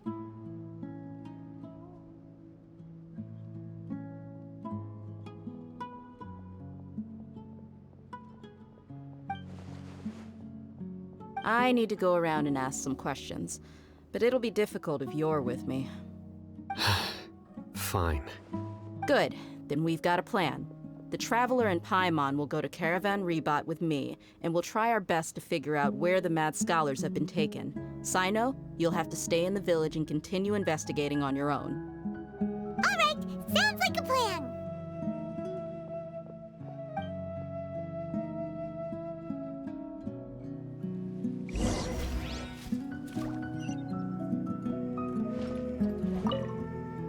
Sino, please don't take offense. I'm sure Dia just wants to help everyone solve their problem as quickly as possible. That's why she can be so straightforward at times.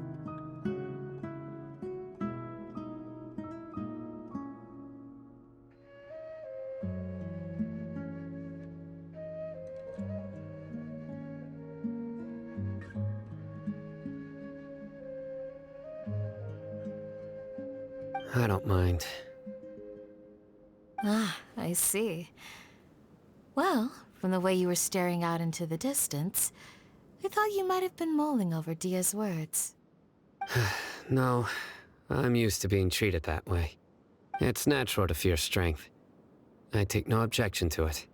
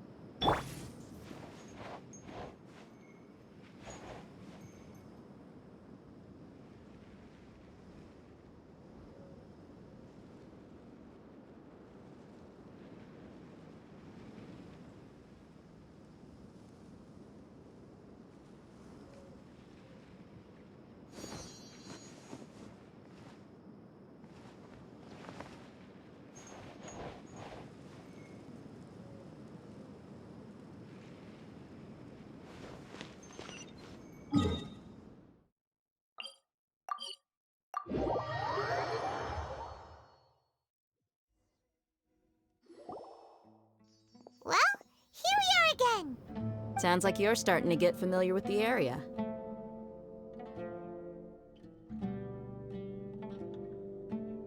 Paimon's amazed every time we see the wall of Samiel. How can a wall this tall even exist? It's so... I know what you mean. I had the same question every time I walked this way when I was a kid. Also, why is this high wall here? And can a wall really block sandstorms? It was only after I grew up that I realized the wall of Samiel isn't just there to keep out the sandstorms. It serves a more important purpose, keeping out people like us. Sumeru is run by wise and mighty sages. To them, us desert dwellers are nothing but tools that can be used and discarded at their whim.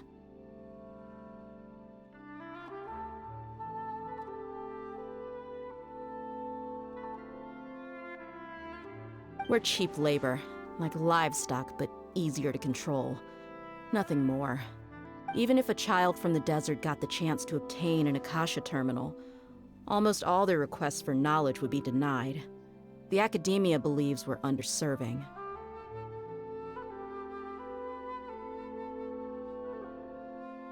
Geniuses like Sataria are 1 in a million. The other children never get a single chance to try and rewrite their fate, even though the academia knows very well that we're humans, just as they are. That's terrible.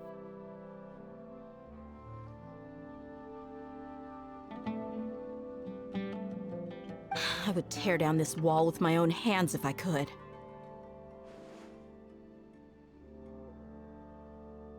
Hey, Dia.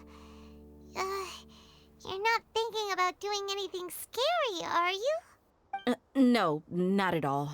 This place just gets me thinking, that's all. Besides, we're here to procure information, aren't we? Yep, we gotta catch those. Shh. Caravan Rebot is crawling with people, so be careful what you say. We don't want anyone to find out what we're here for. Our mission started the moment we arrived here. Let's go check out the tavern. Maybe we'll find someone I know.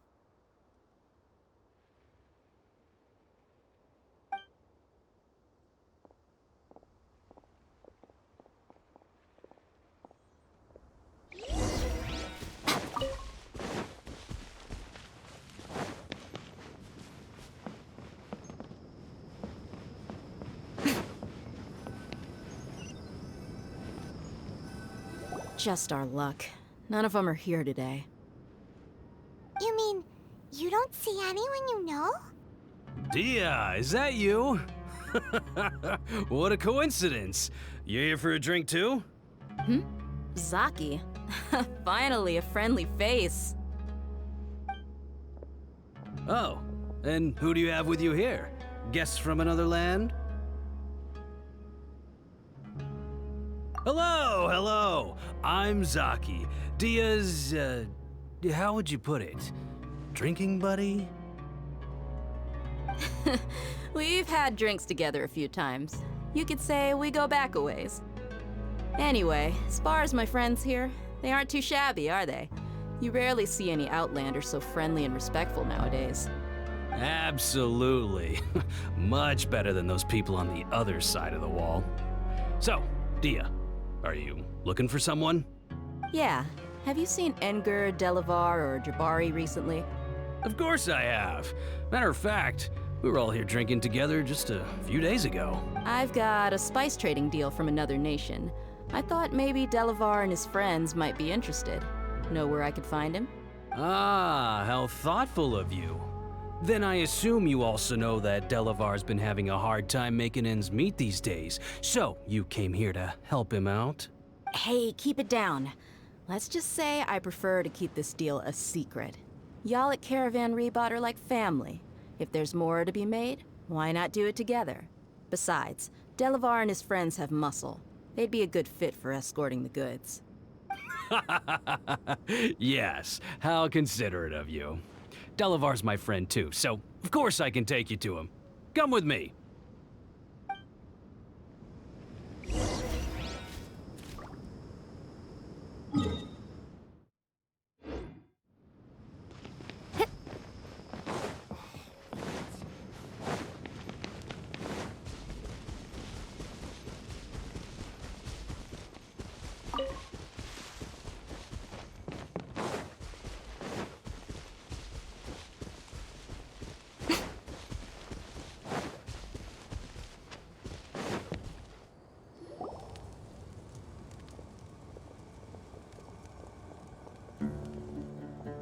Are we there yet?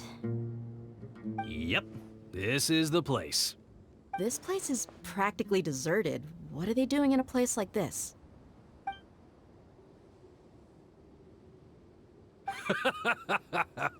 Why don't you take a guess? Go on. A wild stab in the dark.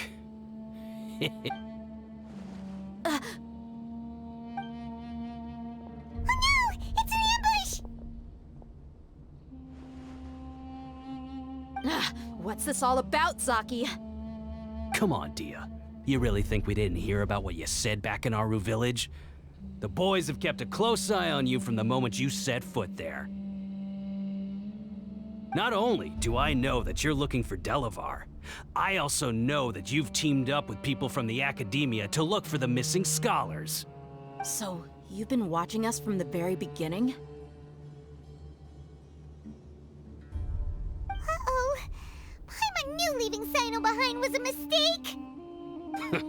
And you left the strongest one in the village, didn't you? Who do you think you are? You really thought we'd fall for your little business deal nonsense?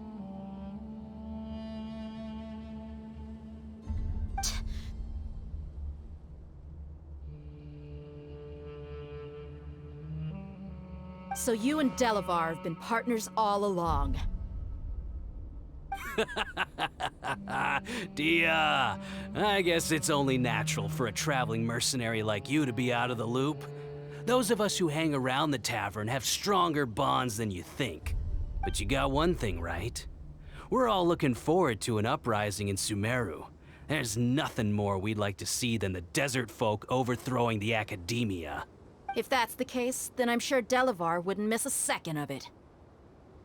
I'll be honest with you. If it weren't for what you said in the village, your little monologue about the Wall of Samiel would have convinced me that you're one of us.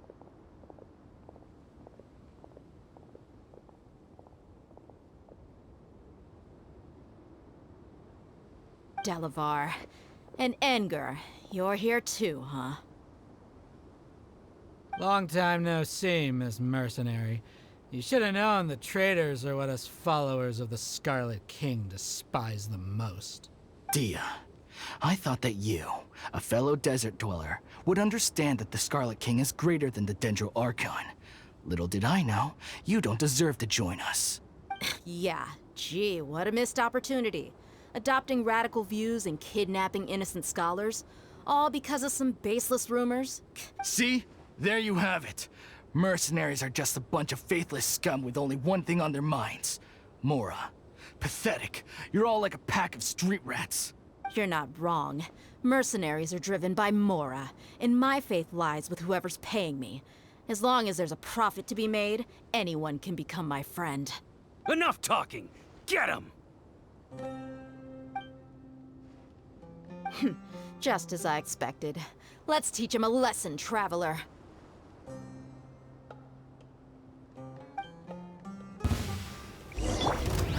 Solidify! Right here. Take that! The wind knows me.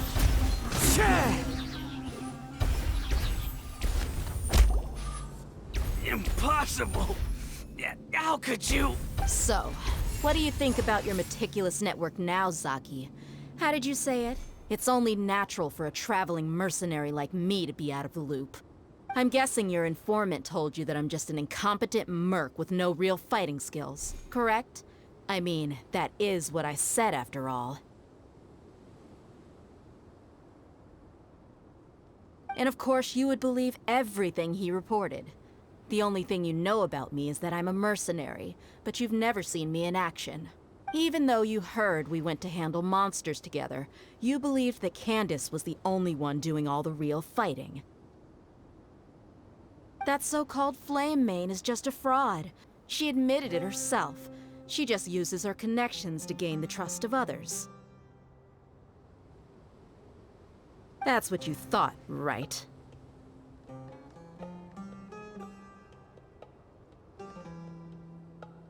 You lied in the village because you figured that we'd have people watching you. And you were stupid enough to fall for it. I figured as much the first time we drank together. You all thought you were so smart. Pathetic.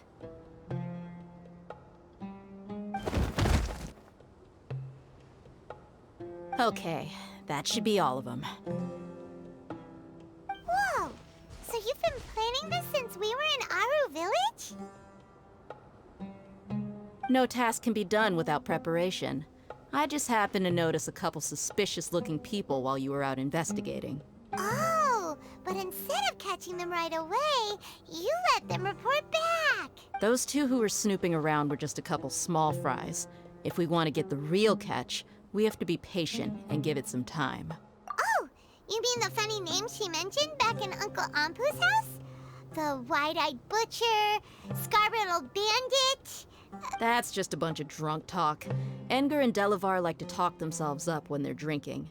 Edgar, the wide-eyed butcher, and Delavar, the scar-riddled bandit, are the alcohol has a way of making people share what they really think. So Edgar and Delavar are always rambling in the tavern about how the Scarlet King is a superior deity. What about Zaki? He's just a numbskull who fell right into our trap. Zaki was probably the best hidden of them all. My initial plan was to find Delavar first, and then try to track him down. That's what you wanted to ask when we were at Uncle Anpu's house, right? Jabari is one of the villagers you talked to. You know, the one who wanted to treat Isak and his grandpa to some food. Wait, so he's a radical too? No, he isn't. I just needed to tack on a random villager name to make the eavesdropper think that I was making some wild guesses based on my impressions. Wow, what a genius idea! Well, that's an expert mercenary for ya. Ah, you're too kind. It was straight from the usual playbook, if I'm honest. So, that thing you were saying before, is it really true? About what? About how mercenaries only care about Mora, and that anyone's a friend as long as there's a profit. Does that bother you? What makes you so sure?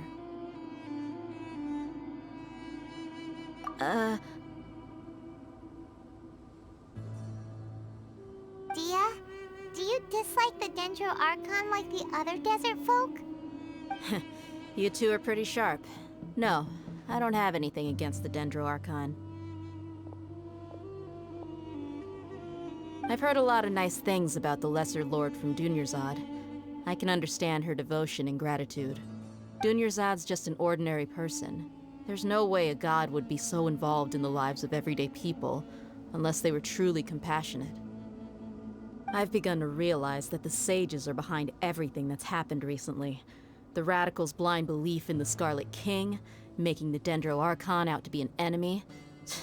It's all the Academia's trickery, but I see through it all. And unlike them, I can never be hostile towards anyone who's never done anything wrong. Dia. Anyway, looks like we're done with business here. Traveler, lend me a hand. Let's tie him up and bring him to the village.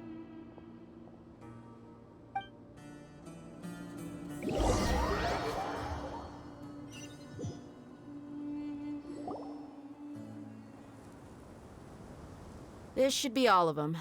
I'll let you take it from here.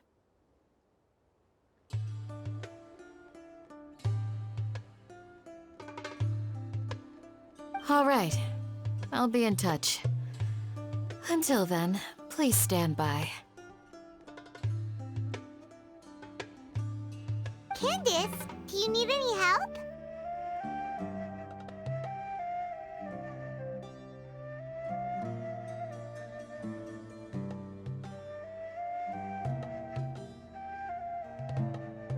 Candace will be okay on her own. I trust her, so you can too. She's been guarding Aru Village for quite some time now. If anyone is qualified to question the offenders, it's her. While I'm questioning them, why don't you pass some time by exploring the area? I'll meet you back here tomorrow morning, Traveler.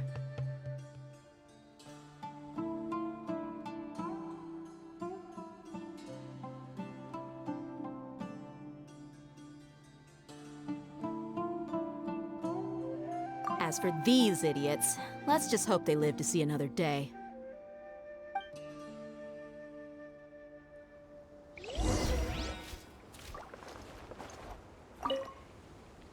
Candace is an expert at dealing with people like this. All we have to do is wait for her word.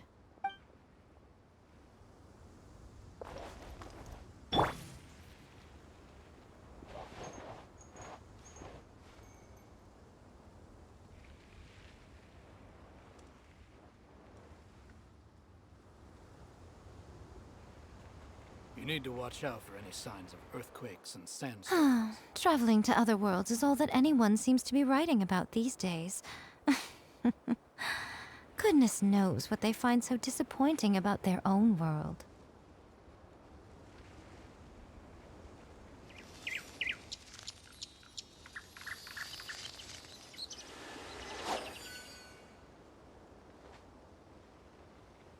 You need to watch out for any signs of earthquakes and sandstorms.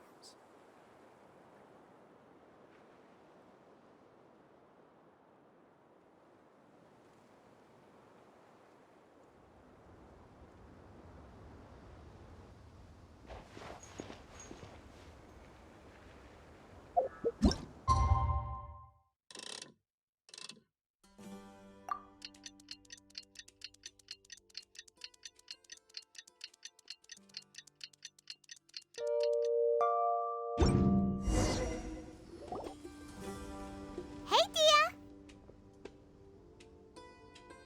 Right on time. We'll know any moment now. Paimon's been wondering. You seem to know Candace pretty well. Have you been friends for a long time? We've known each other for some time now. She's a pretty interesting person. Even though she's an extremely strong warrior, she never misuses her powers against others. Oh, Paimon knows what you mean. Like a lot of martial artists say, never take the fight outside the ring. Yep, I guess you can put it that way. It takes strong convictions to be as dedicated as she is, and shoulder that kind of responsibility. Us mercs, on the other hand, we pretty much live from one day to the next.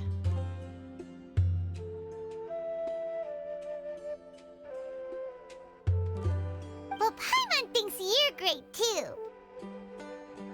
Really? Thanks for that.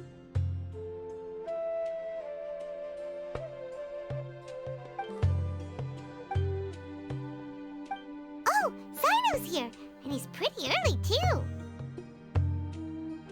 Yes, I was here yesterday to help out a little. To help out? By doing what? Sharing some interrogation techniques.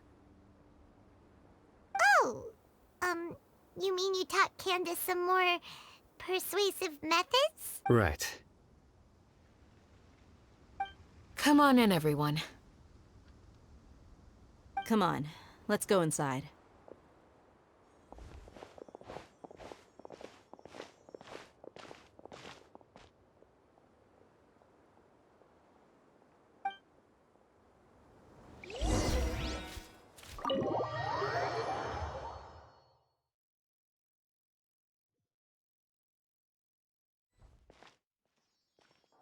Candace, where?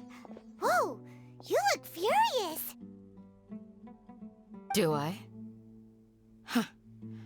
What gave it away?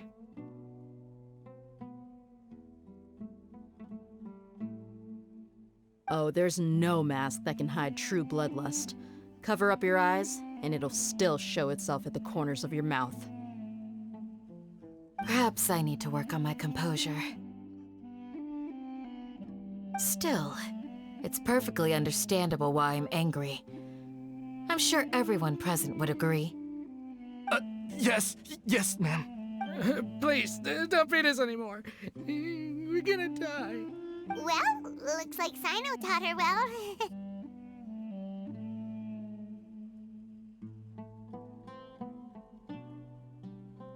You fear death yourselves, yet you do not hesitate to place the lives of others at risk. The absurdity is mind-boggling. The ones you call mad scholars are known to us as the Village Keepers. They are vital members of our community, and some even count them as family.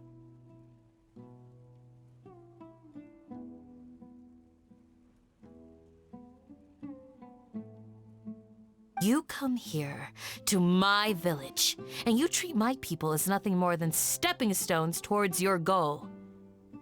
Tell me, what would you do to you in my position?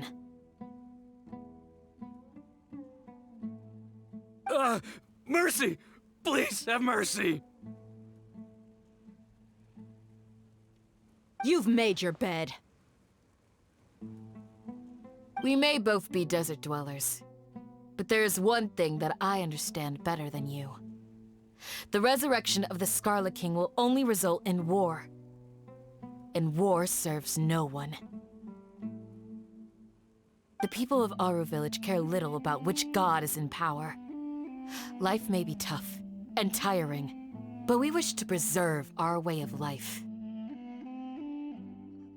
A war would only cause us to lose all that we have. And that is not a responsibility that you can afford to shoulder. We understand. We're sorry. I'll tell you everything I know. Please, just let us go. I'm listening. You might not believe this, but it wasn't us who came up with this idea.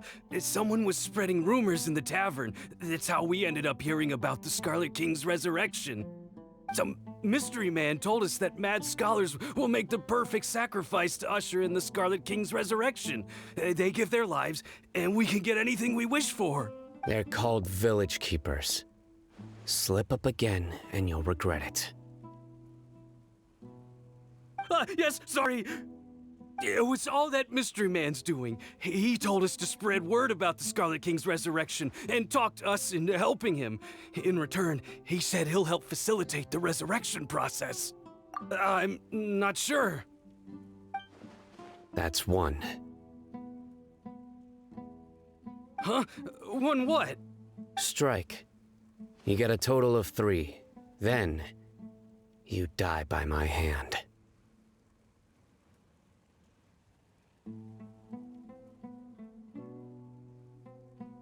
Wait, I'm telling the truth. We don't know anything. It was all him. 2. He got us to lure them out of their houses in the night with some kind of incense. We take them to a junction outside the village. Then the mystery guy takes them from there. You gotta believe me, please. I'm telling the truth, I swear. Just ask them if you don't believe me. That was indeed the truth. Traveler, go on.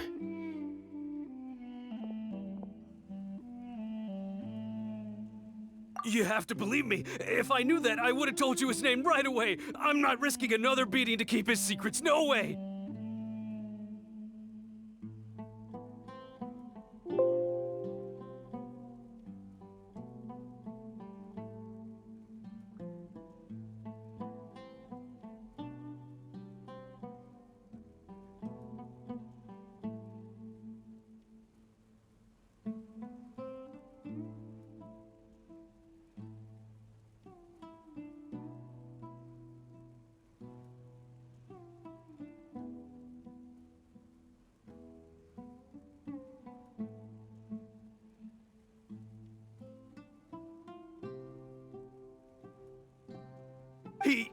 That guy, he wears a cloak, and he's always careful to cover his face. He calls himself the Scarlet King's envoy.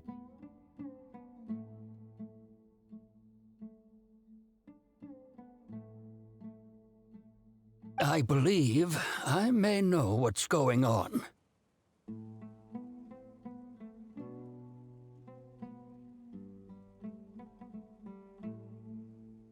Uncle Anpu? What do you mean?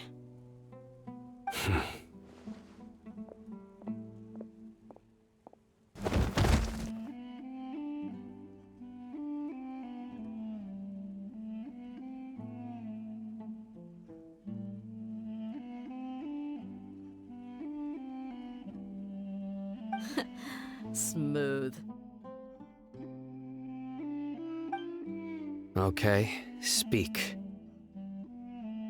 If my suspicions are correct, this mystery man they speak of could be from the Academia.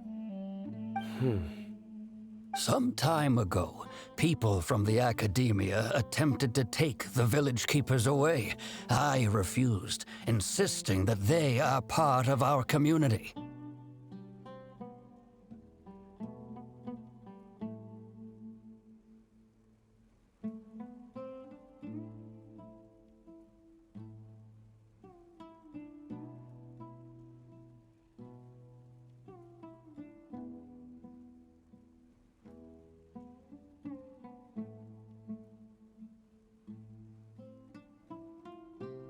It strikes me now that this secretive character shares the same goal they had. Which means it's highly likely that the Academia was purposely spreading a false rumor to trick the radicals into delivering the village keepers right into their hands. They were the ones who brought them here to begin with. Now they're trying to take them back? We aren't gonna let that happen. Not the Academia again. Just as I thought.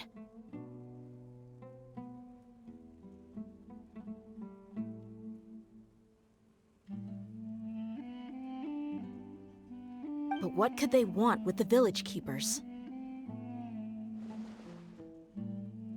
People are nothing but tools in the eyes of the Academia. A change in their plans likely means they found another way to exploit the scholars.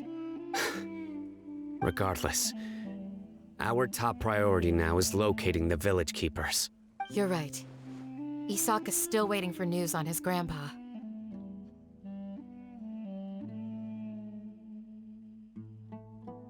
Time to go. Let's leave the village and try to track them down. Yes. Pack up and get ready to leave. You got it. Candace, I'll let you deal with the radicals. Leave everything outside the village to us. All right.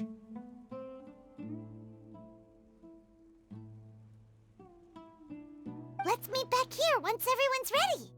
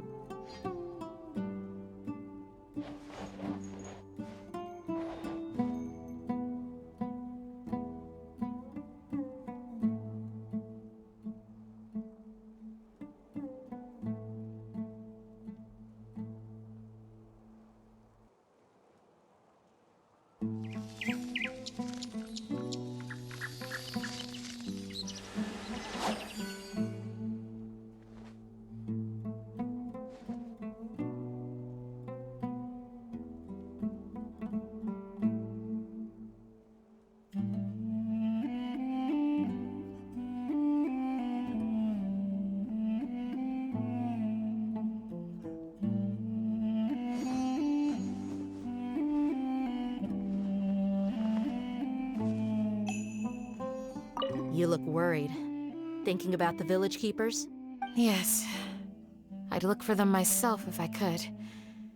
As members of our village, each one of them is very important to me. You have a strong sense of belonging here. I guess I'm the opposite. Mercs are stray dogs, wherever they go. Dia, don't say that. You can be a part of this community too. Thanks. I'll let you know when I feel like joining.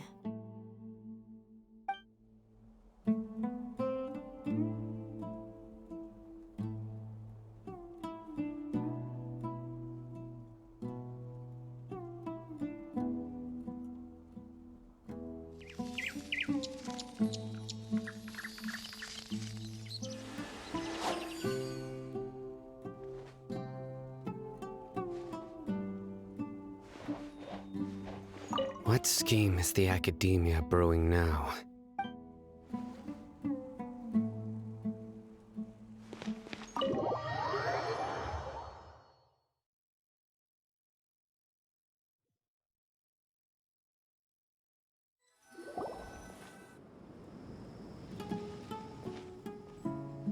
Let's get some food in us and then we'll... Whoa!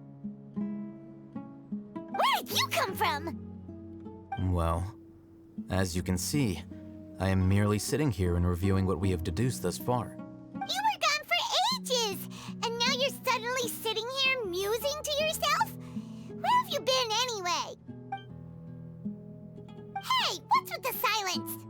You never think things through before asking questions. I'm giving you some time to make up for that. Paimon's so mad! Paimon's gonna give you an ugly nickname! Never mind! Paimon's got nothing. There's just nothing super obvious to pick with this guy. It makes it— Well, you've heard nothing to suggest I left this whole time, so clearly I stayed in the village to investigate. Anyway, you plan to leave Aru Village and keep searching for the truth of this matter, yes? Yep. We're not gonna find out anything more by staying here, so we thought that we might as well take the search elsewhere. Enough with the silent treatment! No. I'm just surprised that you decided to team up with him. Alhaitham, you haven't helped us out at all ever since we arrived at Aru Village. Bold of you to question our choices. Yeah, you're all talk! While you were investigating, I had my own work to do, which I've now— Really? Paimon doesn't believe you. To be honest, we aren't really a team, so I have no obligation to inform you of my whereabouts. Not to mention that going separate ways allowed me to find some important information that you all had missed. Huh? Right here in the village? Correct.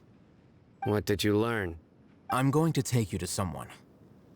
But before that, you need to understand where she's coming from. What does that mean?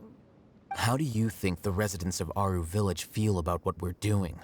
In other words, do you truly believe every single word the villagers tell us? You mean some of them lied to us? Hiding the truth does not necessarily equate to lying. Again, these people have their reasons. Remember what Gandis said? Most people in Aru Village don't necessarily care which deity is in charge of Sumeru. That's because whether the Scarlet King or the Dendro Archon has power is of little significance to them. By contrast, the perils of their daily lives are ever-present concerns. They won't simply share everything they know with you without good reason. That's why you believed there was no further information to be found in this village. Glad you're following along. Among those you have talked to, there's someone who was consciously keeping you out of the loop.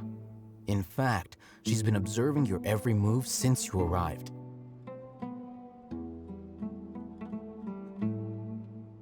The reason being, to someone who only wants to live their life in peace, any external factors introduce unpredictability into the equation. Those eyes. Those fierce eyes. You look like a real fighter. Don't change the subject. It's quite obvious that she's intimidated by Sino's authority and strength. Right. You were asking about the the mad scholars. She corrected herself mid-sentence because she's aware that there are Scarlet King fanatics in the village. If she sounds too friendly towards the village keepers, she could easily make herself the radicals' next target. I think it's been a few days since I last saw them. I usually go to bed pretty early, so I'm not too familiar with what goes on at night.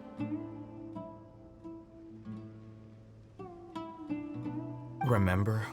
She made a point of denying her involvement in anything that occurs at night. But honestly, I feel quite sympathetic towards them. Even though they act a little strange, they've helped me in the past.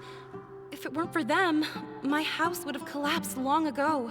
After speaking to the village chief, it became clear that the village keepers had protected Aru Village at night.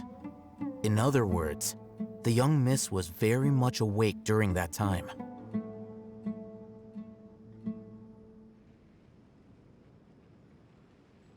Then why would she lie? By getting involved with an outsider, she risks drawing unwanted attention to herself. As for why she might be so wary about all this, maybe you should ask her. I'll pass on this one. You said that she is afraid of me. If so, it's best if I stay out of this. We're on it!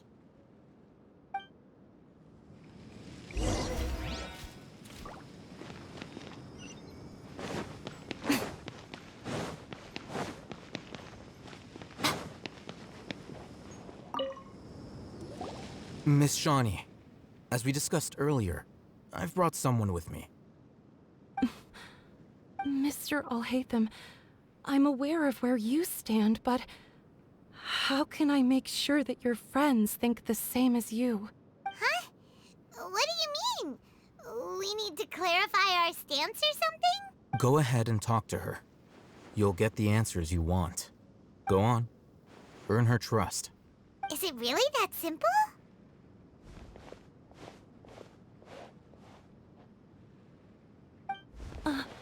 May I call you Traveler?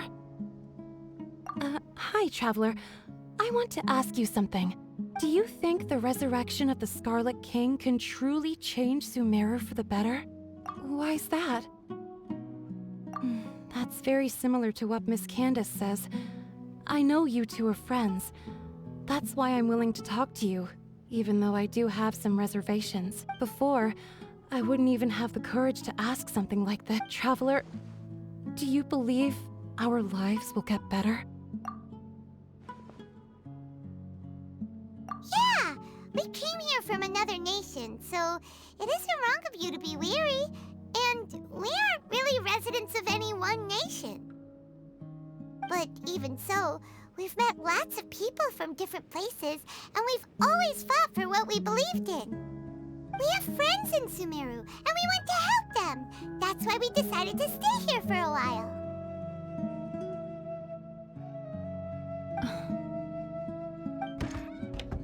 I want to trust you. My apologies for posing my questions like that. To be honest, I didn't expect you to come back for more information.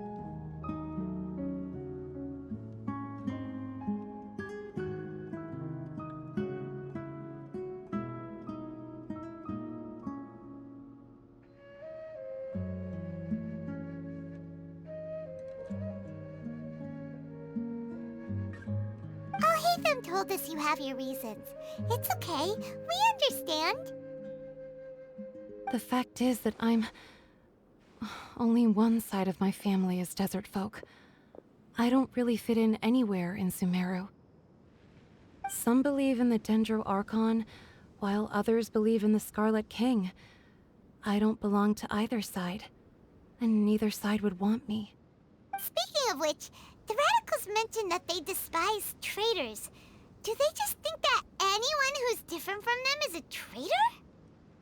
Yeah. Some people can be so narrow-minded when it comes to bloodline and beliefs. It makes no difference what I say or how I behave. I'll always be suspected of having ulterior motives. Slowly, I just stopped talking to people. I pretended not to hear or see anything. All I want is to live my life in peace. And then it happened. The village keepers who had helped me disappeared with no explanation, and I didn't dare breathe a word about it to anyone. Until now. You can tell them. I'm sure he'll keep your secret. All right. I'll tell you what I told Alhaitham. I actually have a sharper sense of hearing than most.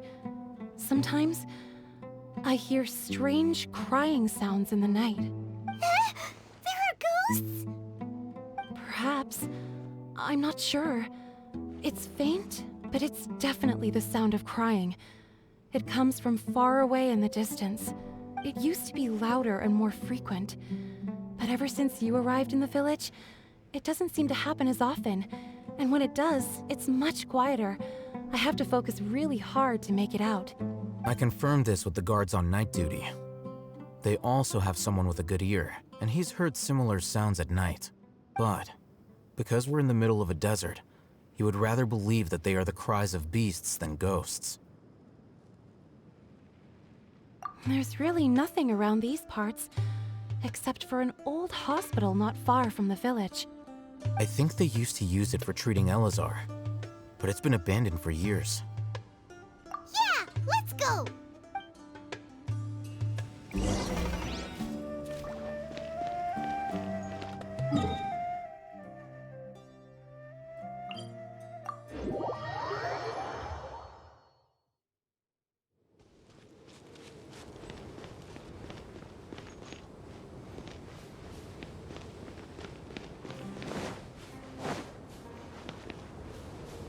Right now. Right here. Emerge. One with nature.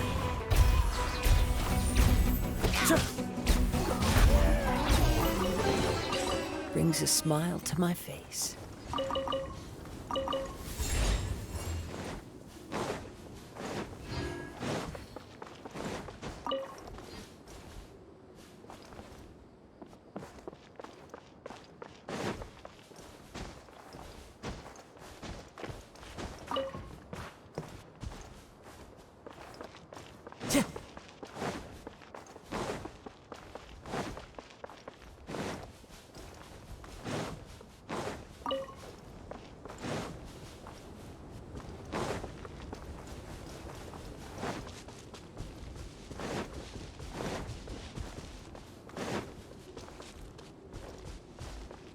Time to go.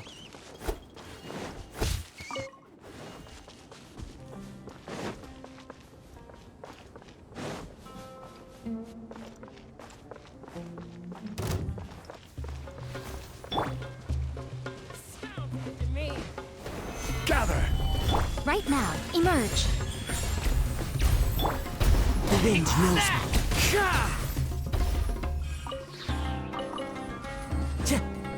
Oh, is this the place? It's in terrible shape. And there's sand everywhere. Ah, monsters, watch out! That's close enough. Right here. Right now. Into the wind. I'll be back.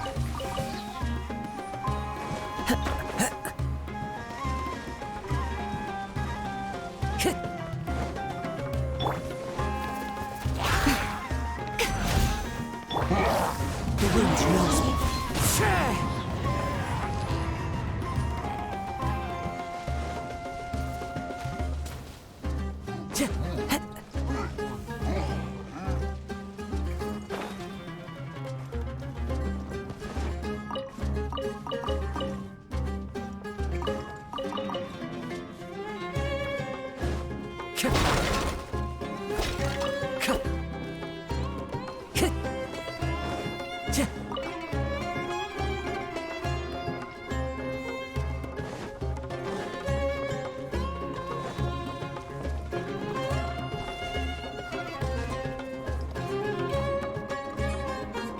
Into the wind.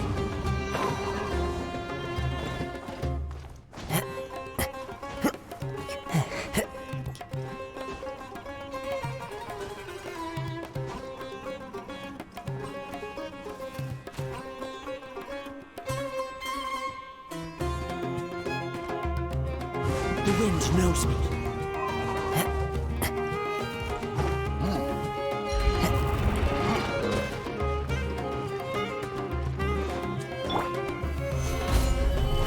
Right here. Right now. Emerge. Into the wind.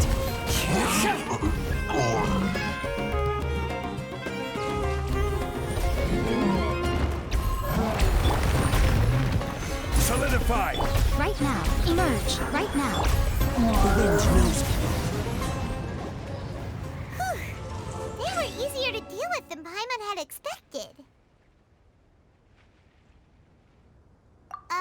Super strong bandits? Or monsters taller than buildings dropping out of the sky? Or, something like that. He looks super serious. We gotta stay on our A game too. This is the one.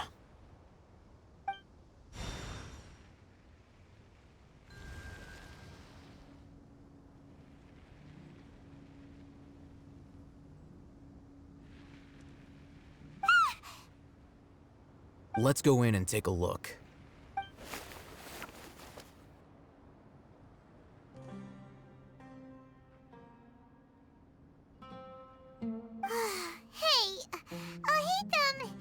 We haven't found squat. Are you sure we aren't wasting our time here? Patience. Shawnee says she only hears the crying at night. We have time to burn. Until then...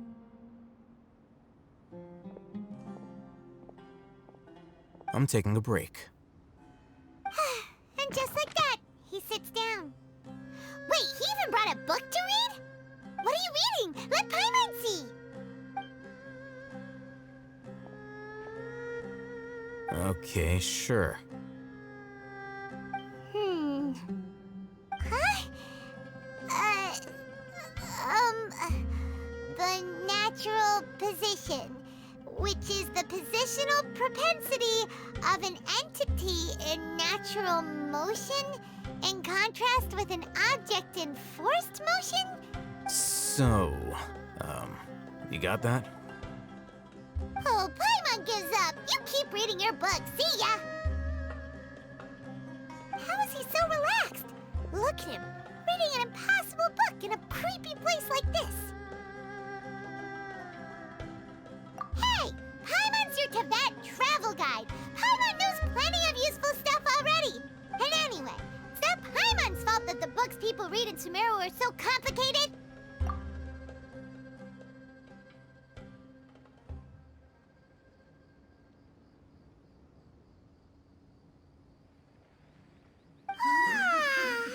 Paimon's getting so sleepy.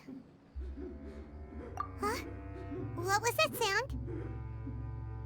There it is. It's coming from that direction.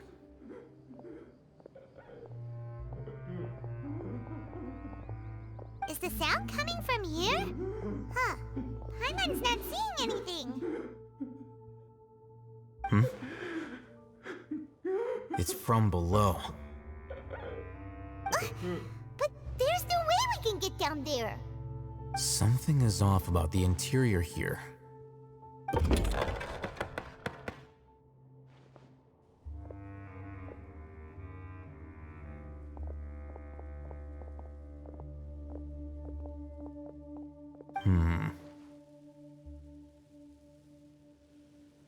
As I thought, there's a hidden structure.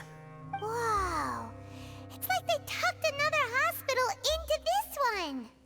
Oh, it looks like there are other mechanisms around here. Let's keep exploring.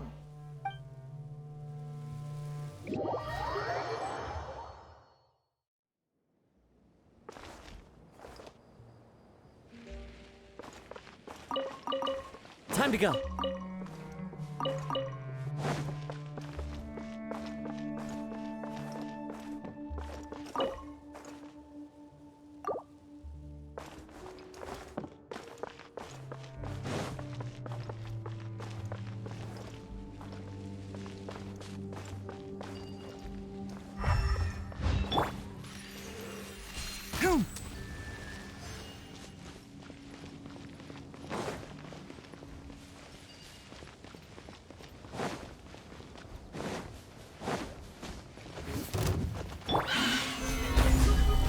Emerge, right now, right here. One with nature.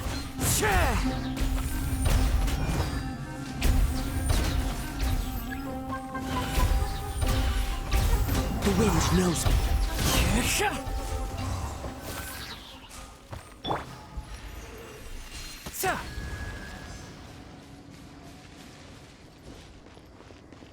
Keep up.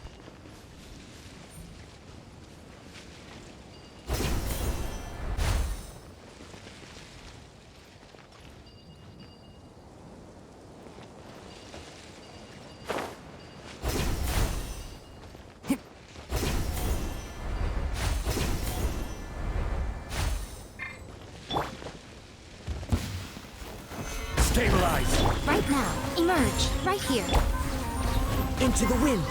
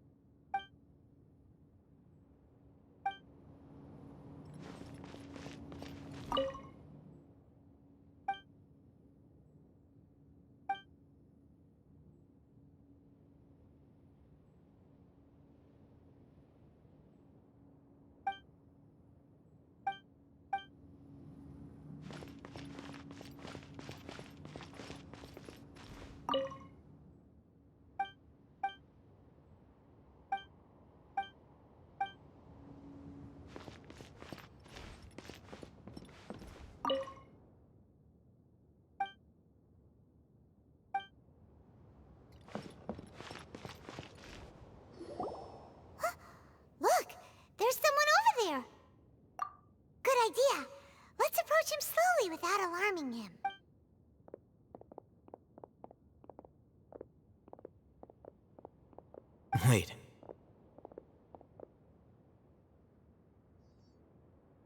You're...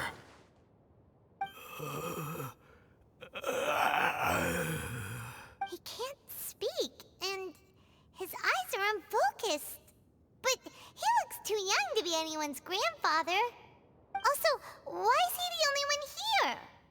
Didn't expect to see him here. You know him? He's Razak, a senior of mine at the Academia. He's a scholar too? Is he the kind that holes up in a forest and mumbles stuff about training? No.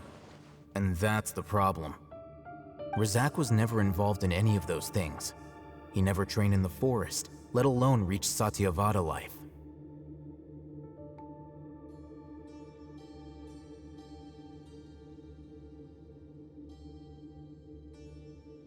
Leaving that question aside for the moment, him being here alone means that we might be too late. Looks like they've already taken everyone away. For whatever reason, they left Razak here.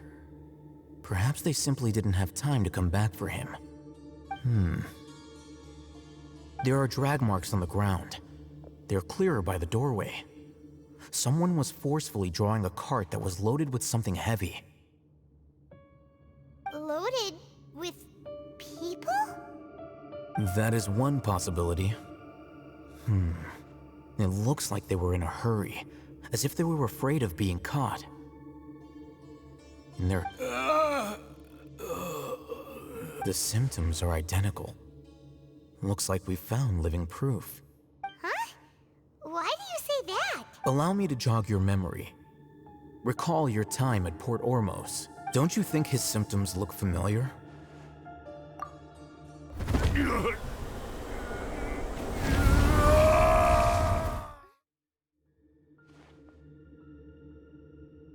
Oh, now that you mention it, they're acting the same way. Correct. The Academia is behind all of this. It isn't difficult to deduce their rationale. First, the Academia spread a false rumor of the Scarlet King's resurrection, emphasizing the role of the village keepers, the mad scholars who were exiled to Aru village. These rumors were all the persuasion that the radicals needed, and those based in Aru village leapt into action. Unbeknownst to them, of course, through rounding up the scholars, they were actually helping the Academia. As well as being able to exploit the radicals for their own ends, this scheme has one further advantage to the Academia. All the risks and responsibilities are offloaded onto the Scarlet King's followers. Life for the Desert Dwellers has been brutal ever since the Scarlet King's death all those years ago. Beneath the surface, feelings of desperation are widespread. Many would give everything they have for the prospect of something better. Anyone looking to exploit that for their own ends simply needs to make a few empty promises. Even if complications arise, people will see that those involved are all followers of the Scarlet King and look for no further explanation than differences of belief. A deep-seated mistrust of the desert and everyone in it by the rest of Sumeru will make sure of that.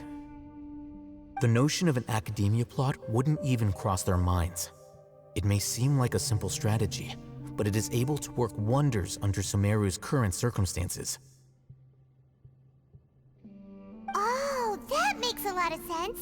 It's in line with the village chief's theory, too. But there's still one very important question.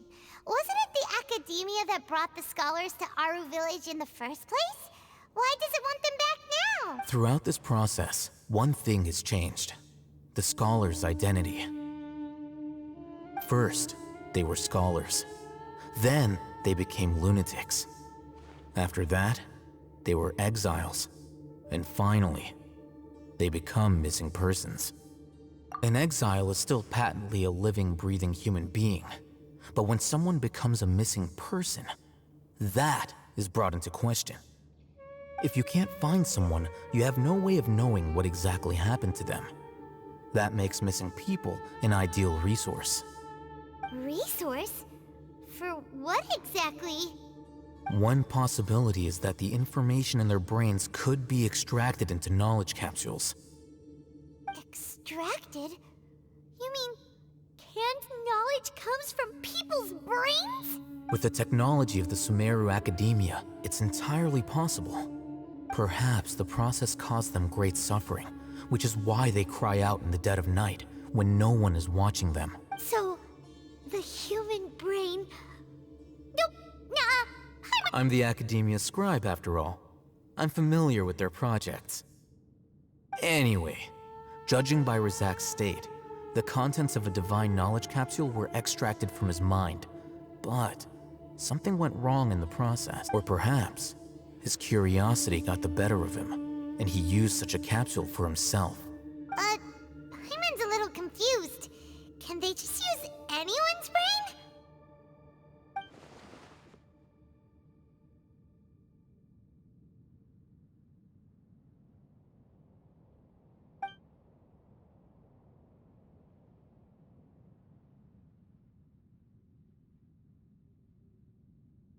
The look on your face tells me you've realized the answer. That's right. To some scholars, gaining knowledge about the gods is their entire life's pursuit.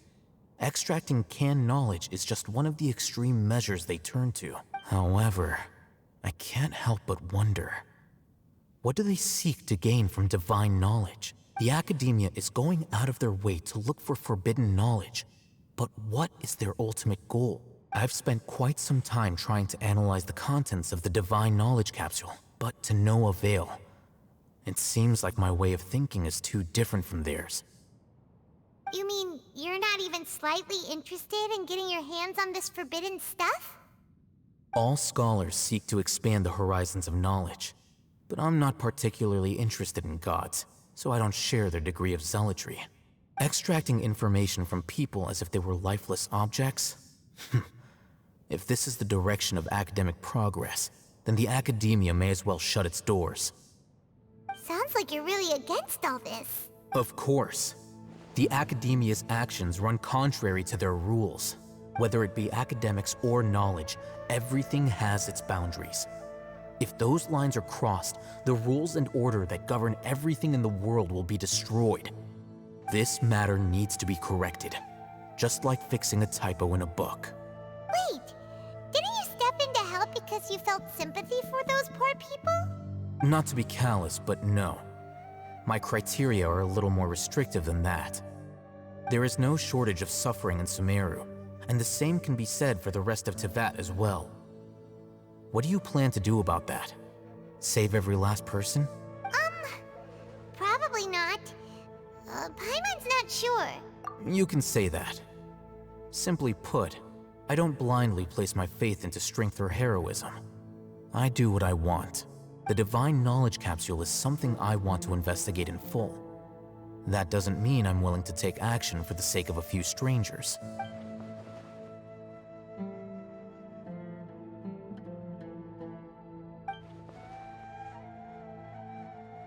Paimon's been wanting to say this for a while. There are a lot of bad guys in the Academia, but you're not one of them. You're their weirdo. You're probably right. Though I must say, I quite enjoy this feeling of being the odd one out. Uniqueness is also an asset, is it not? Wow, that's a great way to think about it. Paimon's really impressed. If only Miss Shani had a similar mindset, her life would— I'm just a more likable person than her in general.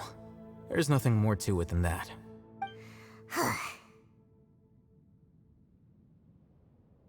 He won't last long if we leave him here. Let's take him with us. We'll work out our next step after we return to Aru village.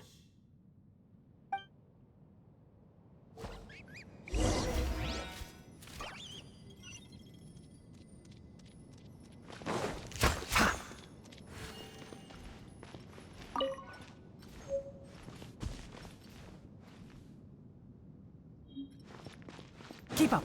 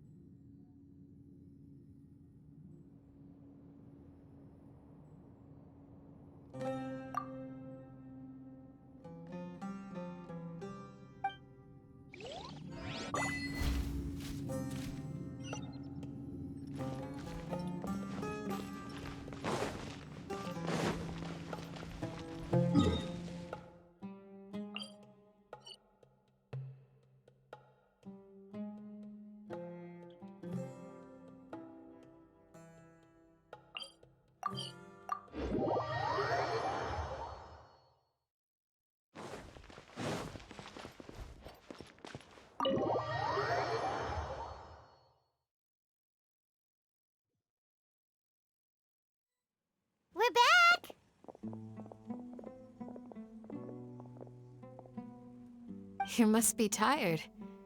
You should rest and take some water.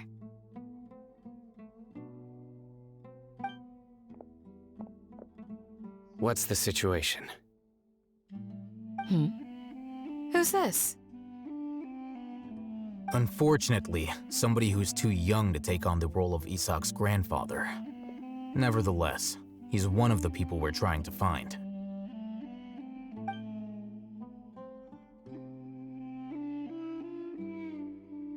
So, at one point in time, the abandoned Elazar Hospital served as the Academia's site for extracting divine cant knowledge.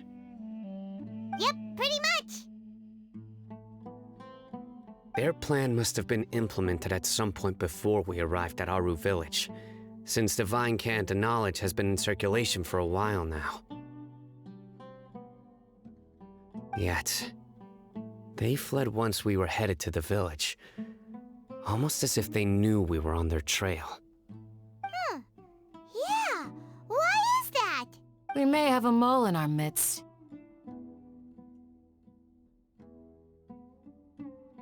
One of us could be secretly revealing our whereabouts to the Academia.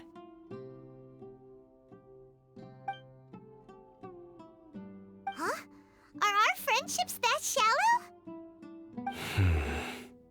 Looks like none of you have realized wherein lies the issue. Sino, you're the reason why they can predict our movements.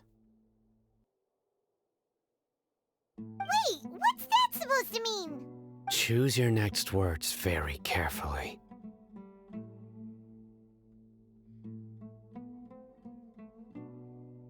It is simply a logical inference. I have my reasons.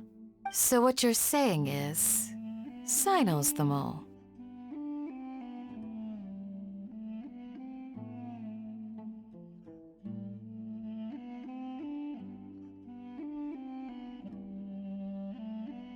Interesting. And here I thought you were the most suspicious one, Al-Haytham, since you were always acting alone. I know. You have a point, but I realized something as we were returning from the hospital. Sino isn't like any of us. What are you trying to say? Do you still remember who you are, General Mahamatra? As a Matra, you are no doubt privy to certain kinds of information. Before you can take action against someone, you are required to have all the facts available, including the less than savory details. Simply put, the Academia has traditionally allowed you access to a wealth of sensitive information. Knowing their modus operandi, wouldn't you expect them to take precautions against you?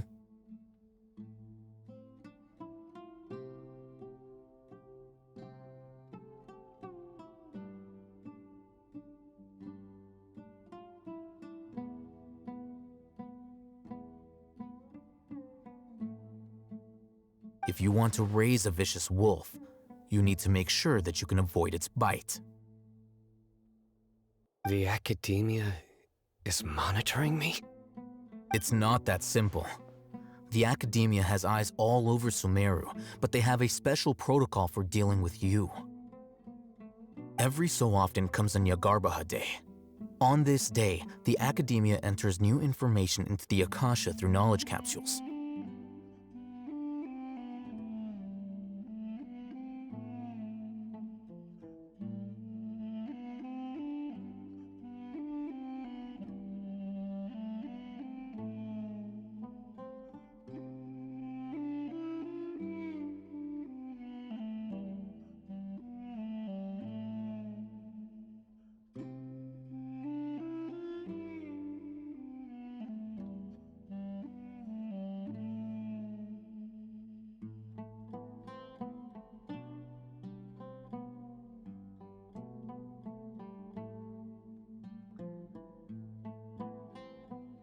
I remember seeing the thick notebook next to the control panel once.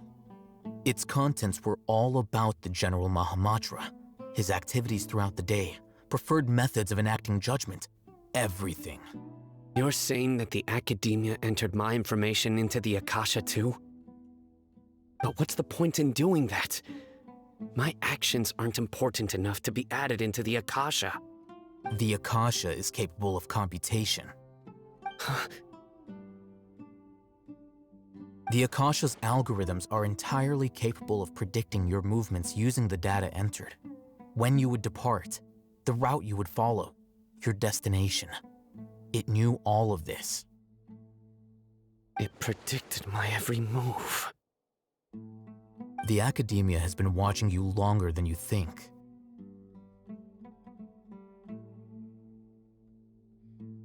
So that's how it is. Sino adheres to his principles so strongly that he's actually a thorn in their side.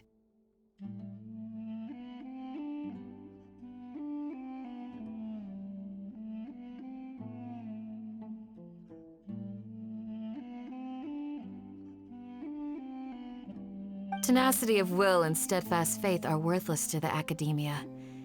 They need scholars who are easily pliable and mindlessly go after anything they can profit from.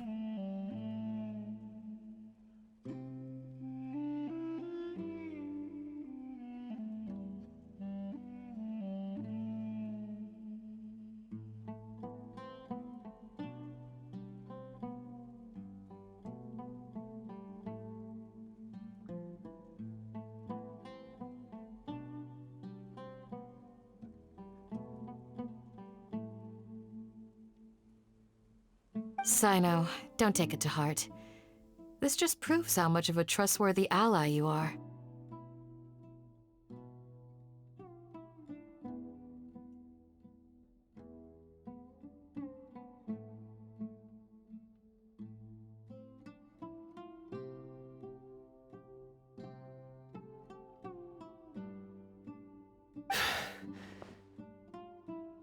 They escaped because of me. Don't blame yourself. It's not like any of us would have known. I have an idea. If they predicted my movements, then I might be able to guess where they went. Whoa, you bounced back fast.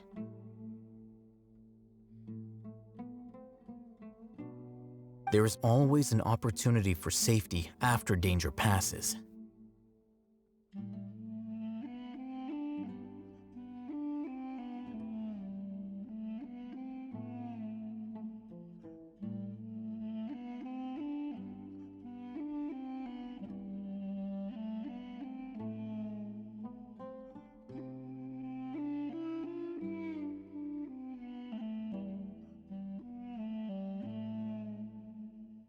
Oh, so that's how it is! Paimon gets it now! If the Academia is trying to avoid Sino, then the safest place would be... Yep, that's right! They'll want to proceed in the direction opposite of where I'm going.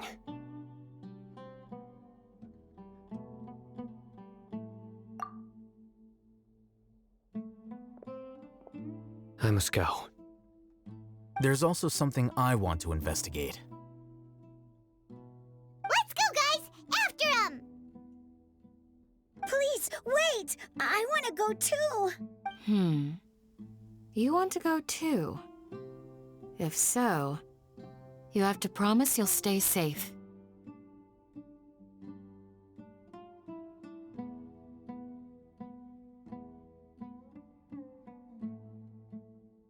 I want to find Grandpa. I promise I'll be careful and not cause any trouble.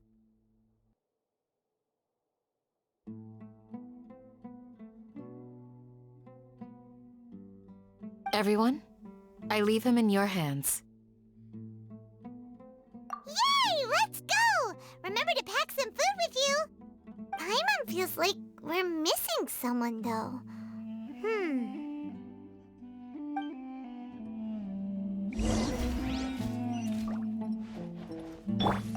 I'll be awaiting your good news.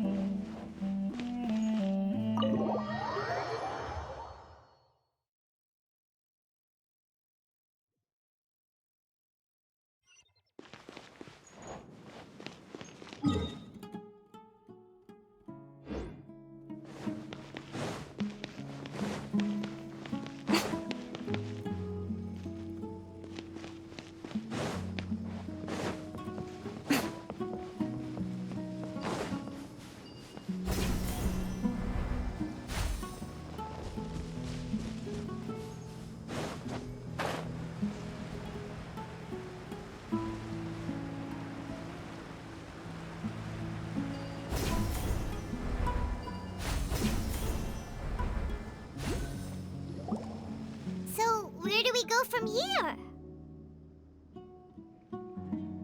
Yes. After leaving the village, we should head straight toward the desert.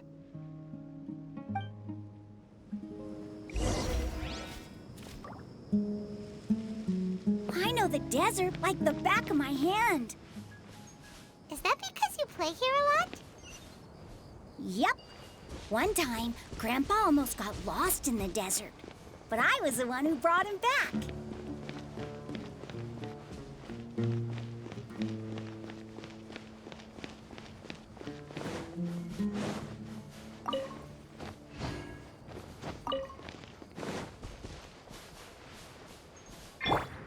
One with nature.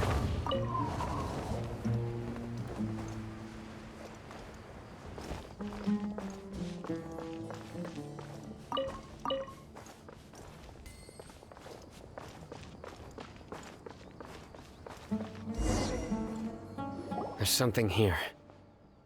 What's this? It's buried in the sand. Looks like we'll need to roll up our sleeves and do some work. And Paimon thought running around everywhere was already enough work. Okay. So, we have to dig it out? Whatever's down there, it looks like... These are likely fragments of an Academia-developed device, something akin to a headset.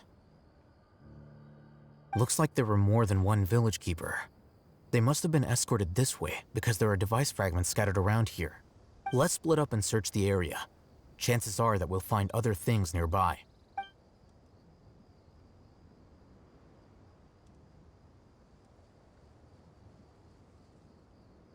Is this what we're searching for?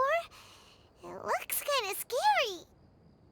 This is definitely a device used to extract divine knowledge. How did it end up buried in the sand? That can't have been part of the plan. They must have been attacked along the way.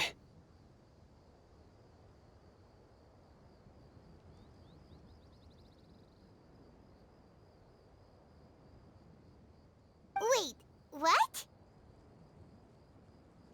Grandpa, I hope you're okay. Don't worry, your grandpa's gonna be fine.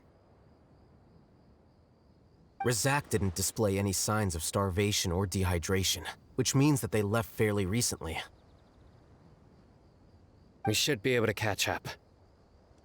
One more thing. Given that the device had been entirely covered by sand, I believe the attack must have happened prior to the sandstorm.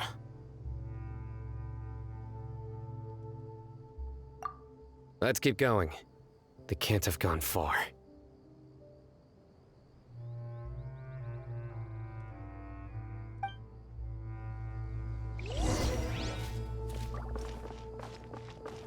Ugh, but running on sand is so tiring. But you're flying, aren't you, Paimon? Is flying over sand tiring too? Ugh, of course it is.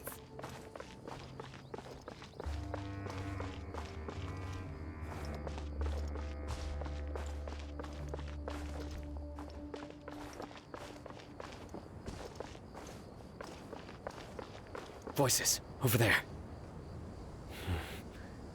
It sounds like an argument. Whoa, you have really good ears. Don't get any closer. They'll notice us. Dia's talking with the Eremites? Very interesting. Let's listen in. If you had informed me sooner, there'd be plenty of room for us to...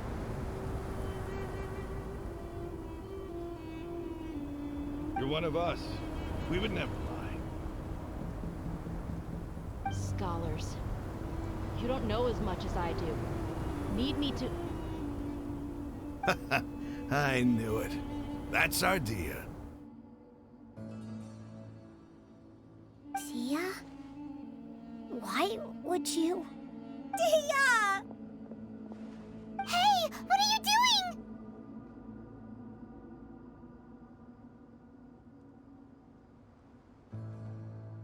Huh?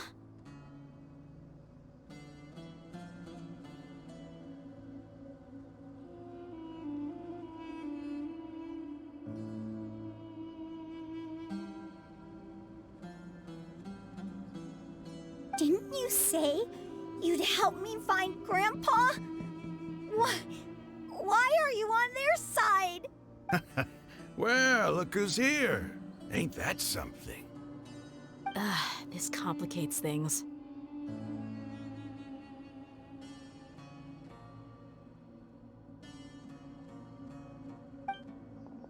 You've betrayed Aru village? So, this is the great General Mahamatra. Dear, you'd be better off as my assistant than hanging around with this motley crew. Seen for yourself. I have the means and methods, and my ideals are far more admirable than theirs. I'm not the type that's easily swayed, Raman. You of all people should know that. Wait, what's going on, Dia? Whose side are you on here? Shut it, Paimon.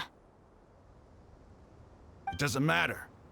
Whichever side you pick, nothing could deter us from the grand mission of resurrecting the Scarlet King.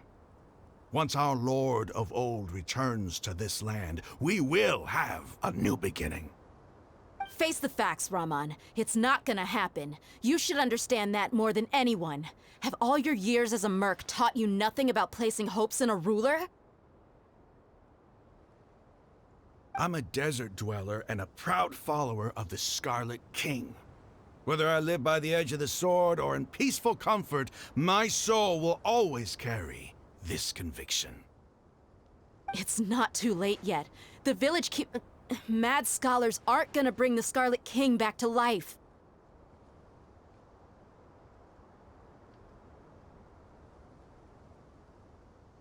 You don't understand, my dear lady. Pursuing our faith is our purpose in life. Even if the chance of success is 1 in a million, we must be willing to give everything we have. Even if it'll expose you to the academia? Even if they end up disbanding the Eremites? Your Eremites, which you've worked so hard for all these years? Yes. We've waited a long time for this day to come. The sun and the moon no longer shine here. All you see now is cracks in this desiccated land. But fate, with these scholars in our custody, will stomp the Academia's forces and fight our way beyond the wall of Samiel. Ridiculous. Think about it. The Academia controls the entirety of Sumeru. Your powers are negligible in comparison. If you still don't believe me, then try asking these 2 men. They're also against the Academia, but neither of them are as arrogant as you are. You look more like pawns of the Academia to me. Why would I listen to anything the people of Greater Lord Rukkhadevada have to say? Filthy traitors. Your god abandoned all honor and betrayed the Scarlet King. We desert dwellers will never trust the likes of you. It's impossible to communicate with someone so hostile. Perhaps we should. Do you really believe that by kidnapping the scholars, you'll be able to negotiate with the Academia? These people have no value as bargaining chips, but I could be persuaded to take their place as your next hostage.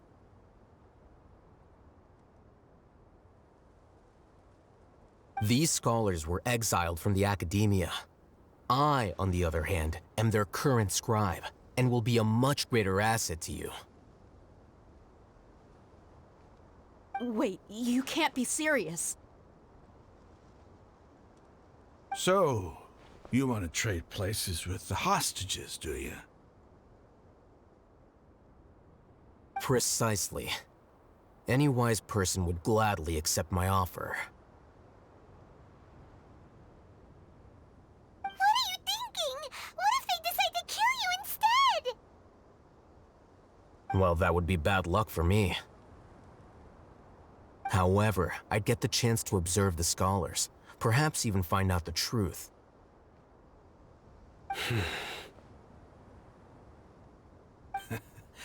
Think you can talk me over with that confident look of yours?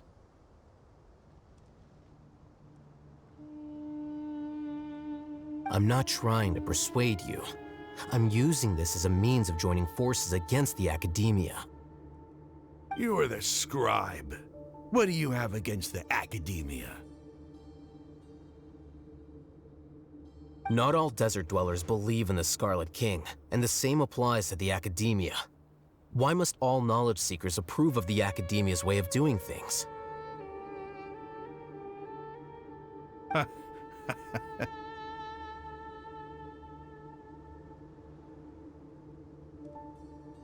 You Academia scum! Every last one of you is nothing but a hypocrite, just like everyone else on the other side of that wall. I've made myself clear enough. I won't listen to another word from the Dendro Archon's people. Not so fast. I'll hate them. Do you stand by everything you just said? I never make empty promises. You know you're making a dangerous decision, right?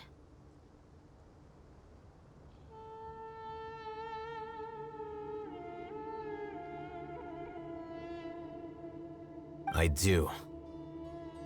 Good. Raman, hear me out. These people are my friends. Maybe you can't take the followers of the Dendro Archon at their word, but what about me? Do you trust me? We've known each other for years. Of course I do. In that case, I'm willing to vouch for their honesty with my right arm.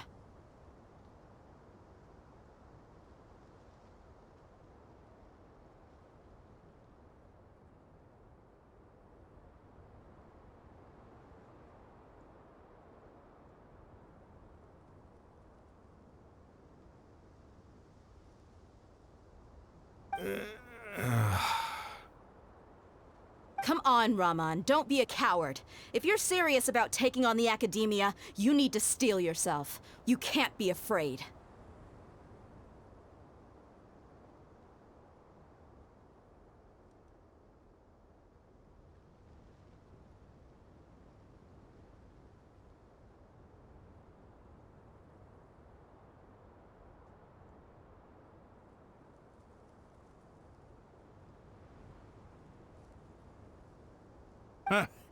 An arm from the Flame Mane. You've piqued my interest.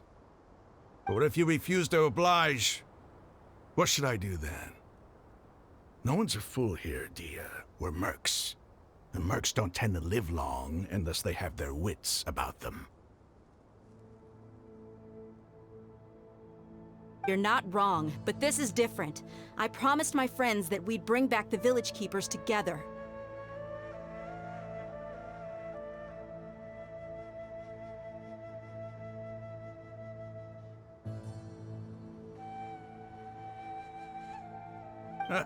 Let's do it right here, then.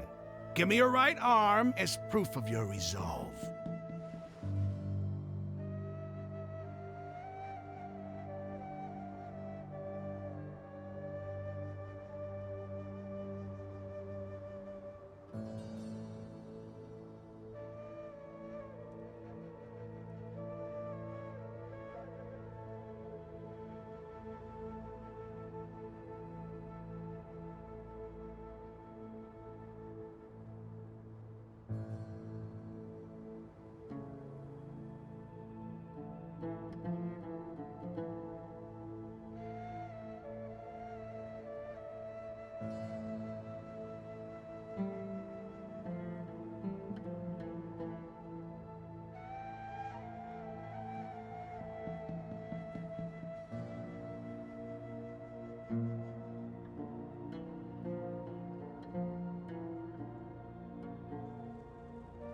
Don't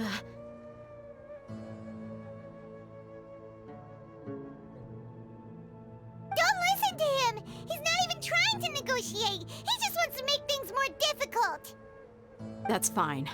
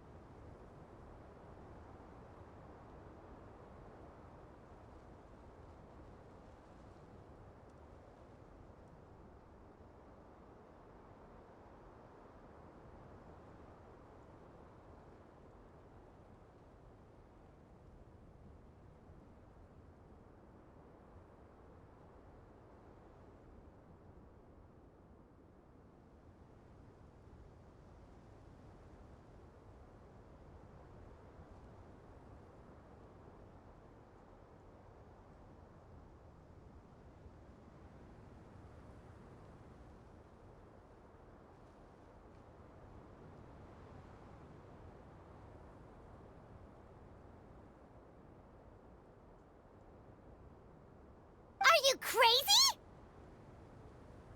We came here to save lives. One arm for that many people is still a pretty good deal, if you ask me. Rahman, I'm holding up my end of the deal here. You'd better not let me down. Sure. Go ahead and cut off her right arm.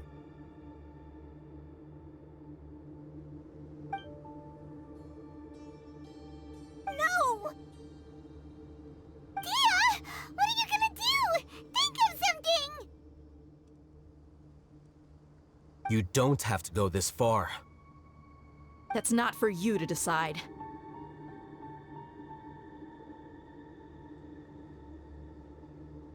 Do it! Dia! Run!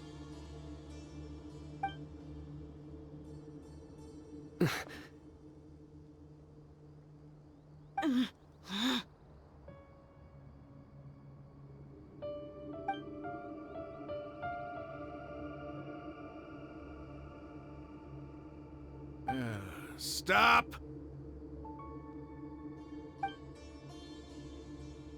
What's wrong? Can't do it?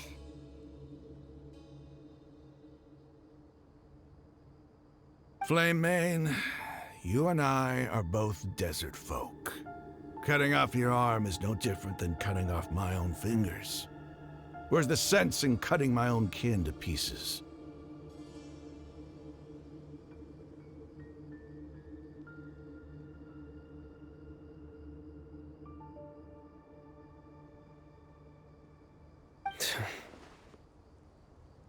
You've shown me that you're serious. Go on now, take your friends and leave. Meet me in...